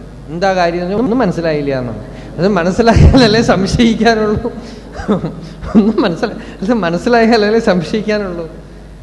അപ്പോൾ ഭഗവാന് തന്നെ ഒരു സംശയം വന്നു അർജുനന്റെ കാര്യത്തിൽ. അപ്പൊ ഭഗവാൻ പറയാണ്, ശരി അർജുന, ഇപ്പൊ ആത്മാ എന്നുള്ളതൊക്കെ വിടുക. ഇപ്പൊ ശരീരമാണ് താൻ എന്ന് കരുതിയാൽ പോലും അഥചേത്വം നിത്യജാതം, അഥചൈനം നിത്യജാതം, ഈ ആത്മാവ് ദിവസവും പല സ്ഥലങ്ങളിലും ജനിക്കുകയും മരിക്കുകയും ചെയ്യുന്നുണ്ട് എന്നാണ് അങ്ങ് കരുതുന്നുണ്ടെങ്കിൽ, ചാർവാക സിദ്ധാന്തം, ചാർവാകന്മാർ പറയണത് എന്താ, ജനിച്ചാൽ മരിക്കും, മരിച്ചു കഴിഞ്ഞാൽ കഴിഞ്ഞു എന്നാണ്. അതുകൊണ്ട് അവർ പറയണത് എന്താ, ഉള്ള കാലത്ത് സുഖമായിട്ടിരിക്കാം. കടം വാങ്ങിയിട്ടെങ്കിലും സുഖമായി ഋണം കൃത്വാ ഘൃതം പിബേത് യാവത് ജീവം സുഖം ജീവേത്. എത്ര കാലം ജീവിക്കണോ സുഖമായിട്ട് ജീവിക്കുക. കടം വാങ്ങിയിട്ടെങ്കിലും നെയ്യ് കൂട്ടി സുഖമായിട്ട് ശാപ്പാട് കഴിക്കണം. നാളത്തെ കാര്യം ആര് കണ്ടു എന്ന് അവർ ചോദിക്കണം. അവരുടെ സിദ്ധാന്ത പ്രകാരമാണെങ്കിൽ ദുഃഖിക്കാൻ പാടില്ല. ഇപ്പൊ ഭഗവാൻ പറയണത്, അഥചേത്വം നിത്യജാതം, നീ ഇപ്പൊ നിത്യം ഇത് ജനിക്കുകയും മരിക്കുകയും ചെയ്യണമെന്നാണ് താൻ കരുതുന്നതെങ്കിൽ, അങ്ങനെയാണെങ്കിലും നൈവം ശോചിതുമർഹസി, അങ്ങനെയാണെങ്കിലും കരയാൻ പാടില്ല. എന്തുകൊണ്ട് കരയാൻ പാടില്ല എന്ന് വെച്ചാൽ അടുത്ത ശ്ലോകം. ജാതസ്യ ഹി ധ്രുവോ മൃത്യുഃ ധ്രുവം ജന്മമൃതസ്യ ച തസ്മാത് അപരിഹാര്യേർത്ഥേ നൈവം ശോചിതുമർഹസി. അപ്പോഴും അർജുനൻ മുമ്പിലിരുന്ന് കുണുങ്ങി കുണുങ്ങി കരയാണെന്ന് തോന്നുന്നു. അപ്പൊ ഭഗവാൻ പറയാണ്, അർജുന ഏവം ശോചിതുമർഹസി, ഇങ്ങനെ കിടന്ന് മോങ്ങാൻ പാടില്ല എന്നാണ്. ഇങ്ങനെ കിടന്ന് കരയച്ച നാണക്കേട് എന്നാണ്. ഏവം ശോചിതുമർഹസി, എന്തുകൊണ്ട് കരയാൻ പാടില്ല എന്ന് വെച്ചാൽ, ജാതസ്യ ജനിച്ചതിന് ധ്രുവോ മൃത്യുഹു, മരണം നിശ്ചയം. ആരൊക്കെ ജനിച്ചിട്ടുണ്ടോ അവർക്കൊക്കെ മരണം ഉറപ്പുള്ള കാര്യം അത് മാത്രമാണ്, അല്ലേ? ജനിച്ചു കഴിഞ്ഞാൽ പ്രഡിക്ഷൻ ചെയ്യുക, എന്തൊക്കെയോ പ്രഡിക്ഷൻ ചെയ്യും. ജ്യോതിഷികളുടെ അടുത്ത് പോയാൽ അവരോരോന്നും പറയും. ആർക്കും ഉറപ്പിച്ചിട്ടൊന്നും പറയാൻ പറ്റില്ല. പക്ഷെ ഉറപ്പുള്ള കാര്യം എല്ലാവർക്കും പറയാവുന്ന ഒരേ ഒരു കാര്യം, ഉറപ്പായിട്ട് ജനിച്ചാൽ എന്തു പറയും, മരിക്കും എന്നുള്ള കാര്യത്തിൽ സംശയമേ ഇല്ല. അപ്പൊ അതിനെക്കുറിച്ച് ദുഃഖിക്കേണ്ട ആവശ്യമില്ല. അതേപോലെ ശാസ്ത്രത്തിൽ വിശ്വാസമുണ്ടെങ്കിലോ മരിച്ചവന് ജനനവും നിശ്ചയം. ധ്രുവം ജന്മ മൃതസ്യജ, ഏത് മരിക്കുന്നുവോ അത് ജനിക്കും, ഏത് ജനിക്കണമോ അത് മരിക്കും. അത് ഉറപ്പ്. ഏതെങ്കിലും രൂപത്തിലെങ്കിലും ജനിക്കുമെന്നറിയാലോ, അത് എല്ലാവർക്കും വിശ്വസിക്കാം. ഡിസിൻറ്റഗ്രേറ്റ് ആയത് വേറെ ഒരു ഫോമിൽ അത് പ്രത്യക്ഷപ്പെടും. അങ്ങനെയാണെങ്കിലും അതിന് ജനനം നിശ്ചയം. മണ്ണ് കുടമായിട്ട് ജനിക്കണു, പിന്നെ കുടം തല്ലിപ്പൊട്ടിച്ചാലോ മരിച്ച് മണ്ണായിട്ട് ജനിക്കണു വീണ്ടും. ആ മണ്ണ് വീണ്ടും കുടമായിട്ട് വേണമെങ്കിൽ ജനിക്കാം. അപ്പൊ ജനിച്ചത് മരിക്കും, മരിച്ചത് ജനിക്കും. എന്നിട്ട് ഭഗവാൻ പറയണു അപരിഹാരിയെ അർത്ഥേ, പരിഹരിക്കാൻ കഴിയാത്ത കാര്യം. ഇതില് നൈവം ശോചിതുമർഹസി, ഇതിൽ ദുഃഖിച്ചിട്ട് എന്ത് കാര്യം? ഒരു പരിഹാരവുമില്ല. ഇതുവരെ ആർക്കും പരിഹാരം കണ്ടെത്താനേ പറ്റാത്ത കാര്യം. എത്രയോ പേര് പറഞ്ഞിട്ടുണ്ട്, മരിക്കാത്തവര് ചിരഞ്ജീവികൾ എന്നൊക്കെ പറഞ്ഞു. അവരെ ആരെയും നമ്മൾ തെരുവിലൊന്നും നിൽക്കണതായിട്ട് കണ്ടിട്ടില്ല. വരണ വഴിയിൽ ഇതാ ഒരു ചിരഞ്ജീവിയാണ് ഇതുവരെ ആരും കാണിച്ചു തന്ന് കണ്ടിട്ടില്ല, അല്ലേ? കഥയിൽ പറയണമെന്നല്ലാതെ ഒരു ചിരഞ്ജീവിയും നമ്മൾ വഴിയിലൊന്നും കണ്ടിട്ടില്ല. അപ്പൊ ശരീരം, ചിലരൊക്കെ അങ്ങനെ ഫിലോസഫി ഉണ്ടാക്കിയിരുന്നു. ശരീരവും യോഗവിസാധന കൊണ്ട് മരിക്കാത്തൊരു സ്ഥിതി വരും. രമണ മഹർഷിയോട് ആരോ പറഞ്ഞു, ശരീരം വിജ്ഞാനമയ ശരീരമായിട്ട് മാറും, അതിന് വ്യാധി വരില്ല എന്നൊക്കെ പറയണമല്ലോ എന്ന്. മഹർഷി പറഞ്ഞു, இந்த உடம்பே ஒரு வியாதி, அதுக்கு வியாதி வந்ததுன்னா வியாதிக்கு வியாதி வந்ததுன்னு சொல்லணும். കുംഭകോണത്തിൽ ഒരു യോഗി മൃതസീൻ സഞ്ജീവിനി കണ്ടെത്തി എന്ന് വലിയ പ്രസിദ്ധിയായിരുന്നു.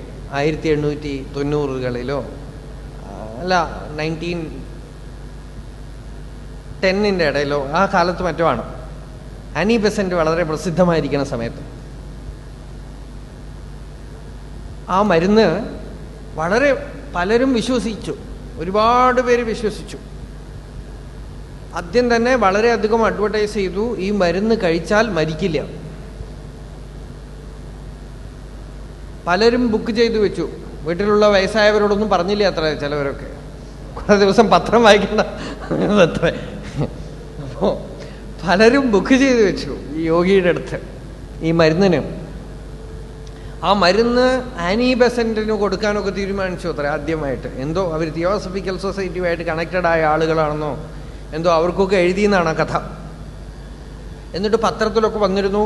കുംഭകോണത്തിൽ ഏതോ ഒരു ക്ഷേത്രത്തിൽ വെച്ച് വൈകുന്നേരം അതിൻ്റെ ഉദ്ഘാടന കർമ്മം ഗംഭീരമായിട്ട് തോരണം തൂക്കി ആ നാട്ടുകാരും കൂട്ടുകാരൊക്കെ വന്നു ആ മരുന്നൊന്ന് കാണാൻ. എല്ലാവരും ബുക്ക് ചെയ്ത് വെച്ചവർക്കൊക്കെ കൊടുക്കാമെന്നൊക്കെ പറഞ്ഞിരുന്നു.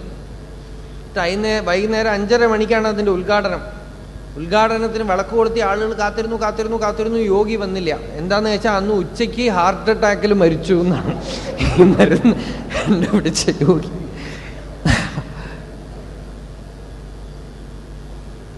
അപ്പോ വെറുതെ കളിക്കുകയാണ് നമ്മളെ. ജാതസ്യ ഹി ധ്രുവോ മൃത്യുഹു, ജനിച്ചവന് മരണം നിശ്ചയം. അത് വളരെ സിമ്പിൾ ഫാക്ട്. അതിനോട് എന്തിനു യുദ്ധം ചെയ്യണം? സാധാരണ തലത്തിൽ നോക്കിയാൽ ഒരു സമയമാവുമ്പോൾ നമ്മൾ ഇപ്പം ചിന്തിക്കുമ്പോൾ മരണത്തിനെ വേണമെങ്കിൽ പേടിക്കുമായിരിക്കും. പക്ഷെ ആ മരണസമയമാവുമ്പോൾ നമുക്കത് വളരെ മധുരമായിട്ട് തോന്നും. എന്തുകൊണ്ടാന്ന് വെച്ചാൽ ഈ ശരീരം വഹിക്കുന്നത് തന്നെ വലിയ ഭാരമായിരിക്കും. ഒന്ന് പോയി കിട്ടിയാൽ വേണ്ടില്ല എന്ന് തോന്നും. അമൃതാനുഭവം പോലെ തോന്നും. ആ സമയത്ത് ഇൻറ്റ്യൂട്ടീവായിട്ട് നമുക്കറിയാം നമ്മളുടെ സ്വരൂപത്തിന് മരണമില്ല എന്നും ശരീരമാണ് വിട്ടുപോണത് എന്നും ഒക്കെ നമുക്കറിയാം. ഇപ്പം നേരിട്ട് കേൾക്കുമ്പോൾ അത് കുറച്ചുകൂടെ ഉറപ്പിച്ച് മുൻകൂട്ടി ഉറപ്പിക്കാം, അത്രയേ ഉള്ളൂ. അല്ലെങ്കിൽ നമ്മൾ സാധാരണമായിട്ട് ഇരുന്നാൽ പോലും മരണസമയത്ത് ഈ ജ്ഞാനം ഒന്ന് സ്ഫുരിക്കും. പക്ഷെ ആ ജ്ഞാനത്തിന് തടസ്സം എന്താണെന്ന് വെച്ചാൽ നമ്മൾ ഒരുപാട് വാസനകളും ചിത്തവൃത്തികളും വളർത്തിയത് കൊണ്ട് സഹജമായ ജ്ഞാനം പ്രകാശിക്കില്ല. അത് ആ മറ നീക്കണു, അത്രയേ ഉള്ളൂ. ഇപ്പം സത്സംഗം കൊണ്ടൊക്കെ ചെയ്യണത് അത്രയേ ഉള്ളൂ, മറം ഒന്ന് നീക്കണം. നമ്മൾക്ക് ഈ മറയും ഈ വേണ്ടാത്ത പഠിപ്പും വേണ്ടാത്ത വിചാരങ്ങളൊന്നും ഇല്ലെങ്കിൽ ഈ ഗീതയൊന്നും വേണ്ട. സഹജമായിട്ട് നമ്മളുടെ ഉള്ളിൽ ജ്ഞാനമുണ്ട്, എല്ലാവർക്കും ജ്ഞാനമുണ്ട്. പക്ഷേ വേണ്ടാത്തത് ഒരുപാട് ധരിച്ചു വെച്ചിരിക്കുന്നത് കൊണ്ട് നമ്മളുടെ നാച്ചുറൽ സ്റ്റേറ്റ് നമുക്ക് മറന്നുപോയിരിക്കണം. അപ്പോൾ അൺനാച്ചുറലായിട്ടുള്ള മറകളെയൊക്കെ ഒന്ന് നീക്കി നാച്ചുറലായിട്ടുള്ള സ്വരൂപാനുഭൂതി ഒന്ന് തെളിക്കണു, അത്രയേ ഉള്ളൂ. അല്ലാതെ പുതിയതായിട്ടൊന്നും ചെയ്യണില്ല. അപ്പോൾ ഭഗവാനോട് പറയണു, ശരീരത്തിനെ ജനിക്കുകയും മരിക്കുകയും ചെയ്യുന്നതിൽ നിന്ന് മാറ്റിമറിക്കാൻ ആർക്കും സാധ്യമല്ല. ശരീരം മരിക്കും. ജാതസ്യ ഹി ധ്രുവോ മൃത്യുഹു ധ്രുവം ജന്മാ മൃതസ്യ ച. ഭഗവാന്റെ ശരീരം ഇവിടുന്ന് അപ്രത്യക്ഷമായോ അല്ല അഗ്നിയിൽ എരിഞ്ഞോ എന്ന് ഭാഗവതത്തിൽ ആ അഗ്നിയ ദഗ്ധ്വ എന്ന് പറഞ്ഞ് ഒരുപാട് ശണ്ട കൂടുന്നവരുണ്ട് ഭാഗവതത്തിൽ. അത് അദഗ്ധ്വാണെങ്കിലും ശരി ദഗ്ധ്വാണെങ്കിലും ശരി മറഞ്ഞുപോയി, അത്രയേ ഉള്ളൂ. അത് ഭഗവാൻ തന്നെ പറയണു, മറഞ്ഞു പോകും. ഏത് വരണമോ അത് മറഞ്ഞു പോകും. അവജാനന്തി മാം മൂഢാഹ മാനുഷീം തനുമാശ്രിതം എന്ന് പറഞ്ഞ് ഭഗവാനെ കുറിച്ച് ഇത്രയൊക്കെ ശണ്ട കൂടാനുണ്ടോ? അപ്പോ ശരീരം ഏത് ജനിക്കണമോ അത് ഇവിടുന്ന് പോകും, തിരോധാനം ആവും, മറഞ്ഞു പോകും. അത് മറഞ്ഞു, പലരുടെയും ശരീരം അഗ്നിമയമായി മറഞ്ഞുപോയി എന്നൊക്കെയുണ്ട്. ഈ അടുത്ത കാലത്ത് രാമലിംഗസ്വാമികൾ, അദ്ദേഹം ചിദംബര ക്ഷേത്രത്തിൽ നിന്ന് കുറച്ച് അടുത്തെവിടെയോ അദ്ദേഹത്തിൻ്റെ ആശ്രമത്തിൽ മുറിയിൽ അടച്ചിരുന്നു. 15 ദിവസം കഴിഞ്ഞേ തുറക്കാൻ പാടുള്ളൂ എന്ന് പറഞ്ഞു. തുറന്നു നോക്കുമ്പോഴേക്കും അദ്ദേഹത്തിന് ശരീരം കാണാനില്ല. ഇതൊക്കെ 1836 നടന്നതാണ്. അദ്ദേഹത്തിൻ്റെ ശരീരം മറഞ്ഞു, അഗ്നിമയമായി പോയി എന്നൊക്കെ പറഞ്ഞു. അതേപോലെ എത്രയോ പേരുടെ കഥകളൊക്കെ നമ്മൾ കേട്ടിട്ടുണ്ട്. അത് എങ്ങനെയാണെങ്കിലും ഒരു കാര്യം, അത് മറഞ്ഞു, അടുത്ത ദിവസം തൊട്ട് കണ്ടില്ല. അത് നമ്മൾ കൊണ്ടുപോയി എരിച്ചാലും ശരി, അത് മറഞ്ഞു പോയാലും ശരി, ഇല്ലാതാവണോ. ഏത് ഉണ്ടായി ഇല്ലാതാവണോ അത് അസത്ത്. ഇത്രേ അറിഞ്ഞാൽ മതി. ഏത് ഉണ്ടാവുകയോ ഇല്ലാതാവുകയോ ചെയ്യാതെ ശാശ്വതാത്മവസ്തുവായിട്ടിരിക്കുന്നുവോ അത് സത്ത്. അപ്പോ ജാതസ്യ ഹി ധ്രുവോ മൃത്യുഹു ധ്രുവം ജന്മ മൃതസ്യ ച. ജനിച്ചതിന് മരണം നിശ്ചയം, മരിച്ചതിന് ജനനം നിശ്ചയം. ഇപ്പൊ പരിഹരിക്കാൻ കഴിയാത്ത കാര്യത്തിൽ നൈവം ശോചിതും അർഹസി. പരിഹരിക്കാൻ കഴിയാത്ത കാര്യത്തിൽ താൻ ദുഃഖിക്കാൻ യാതൊരു അർഹതയും തനിക്കില്ല. ദുഃഖിക്കരുത്. നൈവം ശോചിതും അർഹസി. കാരണം എന്താ? ജനിക്കുന്നതിന് മുമ്പുള്ള കാര്യം അവ്യക്തം, മരണത്തിന് ശേഷമുള്ളതും അവ്യക്തം. നടുവിൽ കുറച്ചിങ്ങനെ കാണുന്നു, അത്രയേ ഉള്ളൂ. അവിടെ എന്തിന് വെറുതെ ദുഃഖിച്ച് സമയം കളയണമെന്നാ ഭഗവാൻ ചോദിക്കണം. മധ്യേ ഇങ്ങനെ കാണുന്ന നേരത്തു മത്സരിക്കുന്നതെന്തിനു വൃഥാ നാം. അല്ലേ? അടുത്ത ശ്ലോകം. അവ്യക്താദീനി ഭൂതാനി വ്യക്തമധ്യാനി ഭാരത അവ്യക്തനിധനാന്യേവ തത്ര കാ പരിദേവന. അവ്യക്ത ആദീനി, ജനിക്കുന്നതിന് മുമ്പുള്ള കാര്യം അവ്യക്തം, ഒന്നും അറിയില്ല. വിദ്യാരണ്യ സ്വാമികൾ പറയുന്നു, ഇതിനേക്കാളും വലിയ മാജിക് എന്താ ഉള്ളത് എന്നാണ്. ഒരു പുരുഷനും സ്ത്രീയും കല്യാണം കഴിച്ചു ശുക്ലശോണിതത്തിൽ നിന്ന് കുറച്ച് ദിവസം കഴിയുമ്പോൾ കയ്യും കാലും തലയും ഒക്കെ ആയിട്ട് ഒന്ന് വരണു. കുറച്ച് കഴിയുമ്പോൾ അത് വലുതാവണു. വലുതായിട്ട് ലോകത്തിൽ എന്തൊക്കെയോ വിക്രിയകളും ചേഷ്ടകളും ഒക്കെ കാണിക്കണു. ലോകത്തിനെ ഇട്ട് പേടിപ്പിക്കണു. അതൊക്കെ കഴിഞ്ഞ് എവിടെ പോയി എന്നറിയാതെ ഒരു ദിവസം മറിഞ്ഞു പോകും. ഇതിനേക്കാളും വലിയ മാജിക് ഷോ എന്തുണ്ടെന്ന്, കിം ആശ്ചര്യം അതഃപരം എന്നാണ്. ഇതിനേക്കാളും വലിയ ആശ്ചര്യം എന്താ ഉള്ളത്? എവിടുന്നറിയില്ല. അതാ ഒരു 5-6 മാസം മുമ്പ് നോക്കിയേ ഇല്ല, ഇപ്പൊ ക്വാ ക്വാ ക്വാ നിലവിളിച്ചുകൊണ്ടിരിക്കണം. കുറച്ച് കഴിഞ്ഞാലോ അത് വലുതായിട്ട് ആ ഏത് അമ്മയാണോ അതിനെ വഹിച്ചുകൊണ്ട് നടന്നത് ആ അമ്മയെ മടിയിൽ കയറ്റി വെക്കാൻ പാകത്തിൽ വലുതാവും. കുറച്ച് കഴിഞ്ഞാൽ അത് എവിടുന്ന് വന്നു എന്നറിയാതെ മറഞ്ഞു പോകും. നമ്മളും മറഞ്ഞു പോകും. നമ്മളൊക്കെ അങ്ങനെ വരണു പോകണു അല്ലേ? അപ്പൊ ഇടയിൽ ഒരു രൂപം ഉണ്ടായി, ആ രൂപം മറഞ്ഞും പോകണു. ഇതിനേക്കാളും വലിയ മാജിക് ഷോ എന്താ ഉള്ളത് എന്നാ ചോദിക്കണം. അപ്പോ ഇങ്ങനെയുള്ള കാര്യത്തിൽ കാ പരിദേവന, എന്തിനാ ദുഃഖിക്കണത്, എന്തിനാ കരയണത്, എന്തിനാ വിഷമിക്കണത്? അപ്പോൾ ദുഃഖിക്കരുത്. ഇന്നത്തെ ഭഗവത്ഗീതയുടെ സന്ദേശം അതാണ്. മാ നൈവം ശോചിതും അർഹസി. ഈ ജീവിതം ഭഗവാൻ നമുക്ക് തന്ന അനുഗ്രഹമാണ്. ആ അനുഗ്രഹത്തിനെ വൃഥാ കളയരുത്, ദുഃഖിക്കരുത്. ദുഃഖം പൂർണ്ണമായി മാറിക്കിട്ടണമെങ്കിലോ നമ്മളുടെ ഉള്ളിലുള്ള പരമാനന്ദമാവുന്ന ആ ഖജാനാവ് തുറക്കണം. ആ ആത്മതത്വം അറിയണം. തന്നെ താൻ അറിയണം. താൻ ആരെന്ന് കണ്ടെത്തണം. അതിനുള്ള വഴിയോ നമ്മൾ എന്തൊക്കെ സാധന ചെയ്യുന്നു അതൊക്കെ ചിത്തശുദ്ധിക്ക് സഹായം. നമ്മൾ നാമം ജപിക്കണമെങ്കിലും ഭഗവാന്റെ രൂപത്തിനെ ധ്യാനിക്കണമെങ്കിലും പൂജ ചെയ്യണു, അമ്പലത്തിൽ വരുന്നു, സദ്ഗ്രന്ഥങ്ങളെ പാരായണം ചെയ്യുന്നു, ഇതൊക്കെ ചിത്തശുദ്ധി. ബേസിക്കായിട്ട് ആത്മസാക്ഷാത്കാരത്തിന് നമുക്കിപ്പോൾ ഈ വേദാന്തം ഒന്നും പിടികിട്ടണില്ലെങ്കിൽ അതിന് കാരണം മനസ്സിൽ ആവരണം വിക്ഷേപമാണ്, മനസ്സിനുള്ള അശുദ്ധിയാണ്. ആ അശുദ്ധി നീങ്ങണമെങ്കിൽ എന്തു വേണം? ധാരാളം ജപിക്കാം, നാമം ജപിക്കാം, സത്സംഗത്തിലേരുന്നുകൊണ്ടിരിക്കുക, കഴിയുന്നതും ശ്രവണ സംസ്കാരം വളർത്തിയെടുക്കാം, സദ്ഗ്രന്ഥങ്ങളെ പാരായണം ചെയ്യുക. സദ്ഗ്രന്ഥങ്ങൾ എന്ന് പറഞ്ഞാൽ കണ്ട പോലെ ഈ ആട് പുല്ല് തിന്നുന്ന പോലെ പുസ്തകം വായിക്കാൻ പാടില്ല. പുസ്തകം വായിക്കുമ്പോൾ വളരെ ജാഗ്രതയായിട്ടിരിക്കണം. ഇങ്ങനെ നമ്മൾ എവിടെയെങ്കിലും ബുക്ക് സ്റ്റാളിലോ ലൈബ്രറിയിലോ പോകുമ്പോഴാണ് ഇതിൻ്റെ അപകടം മനസ്സിലാവുക. വളരെ ജാഗ്രതയായിരിക്കണം. സാക്ഷാത്കാരം സിദ്ധിച്ച ജ്ഞാനികൾ എന്ന് നല്ല ഉറപ്പുള്ളവരുടെ ഉപദേശങ്ങളെ വായിക്കാൻ പോകും. അല്ലാത്തത് വായിച്ചാൽ വെറുതെ കൺഫ്യൂസാവും. അവർ കൺഫ്യൂസായിട്ട് ഇരിക്കണവർ നമ്മളെയും കൺഫ്യൂസ് ചെയ്ത് വിടും, നടുവിൽ കുടുക്കി വിടും. അതുകൊണ്ട് ഗീതയോ ഉപനിഷത്തോ അല്ലെങ്കിൽ ജ്ഞാനികളുടെ, സാക്ഷാത്കാരം സിദ്ധിച്ച ജ്ഞാനികളുടെ സദ്ഗ്രന്ഥങ്ങളോ വായിച്ച് ചിത്തം ശുദ്ധമാക്കുക. എല്ലാവർക്കും ചെറിയൊരു പുസ്തകം, ഞാനാരാ എന്ന രമണ മഹർഷിയുടെ പുസ്തകം, അത് മഹർഷിയുടെ സകല ടീച്ചിങ്, വേദാന്തത്തിൻ്റെ മുഴുവൻ എസൻസും അതിലുണ്ട്.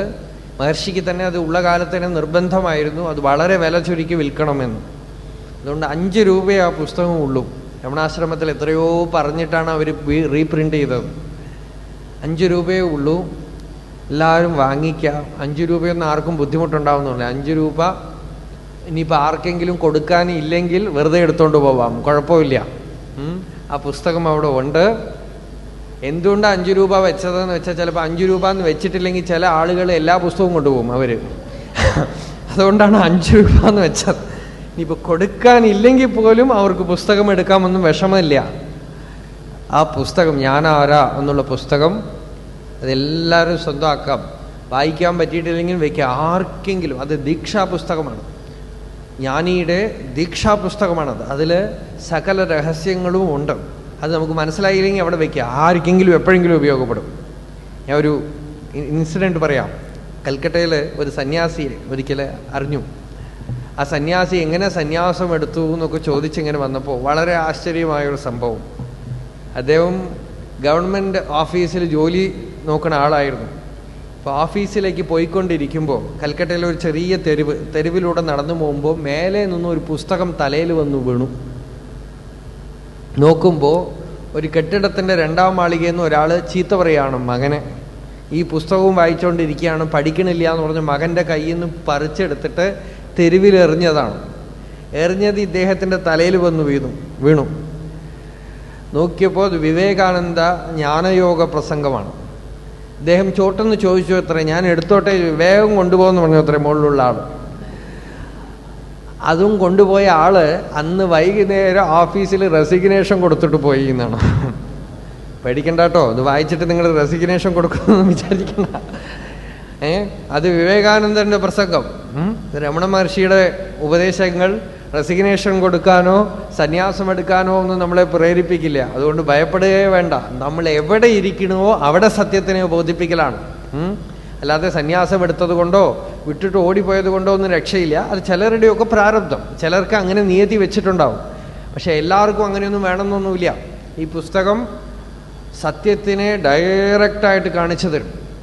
അത് നമുക്ക് മനസ്സിലായിട്ടില്ലെങ്കിൽ, ചിലപ്പോൾ നമുക്കുള്ള വഴി അല്ലെങ്കിൽ വേറെ ആർക്കെങ്കിലും പ്രയോജനപ്പെടും. അതുകൊണ്ട് അത് വാങ്ങി അങ്ങോട്ട് വീട്ടിലെടുത്ത് വെക്കുക, എവിടെയെങ്കിലുമൊക്കെ ഉപയോഗപ്പെട്ടേ. അതുപോലെ മഹർഷിയുടെ വചനാമൃതമുണ്ട്, വേറെ ചില പുസ്തകങ്ങളുണ്ട്, വേണമെന്നുള്ളവർക്ക് വാങ്ങിക്കാം.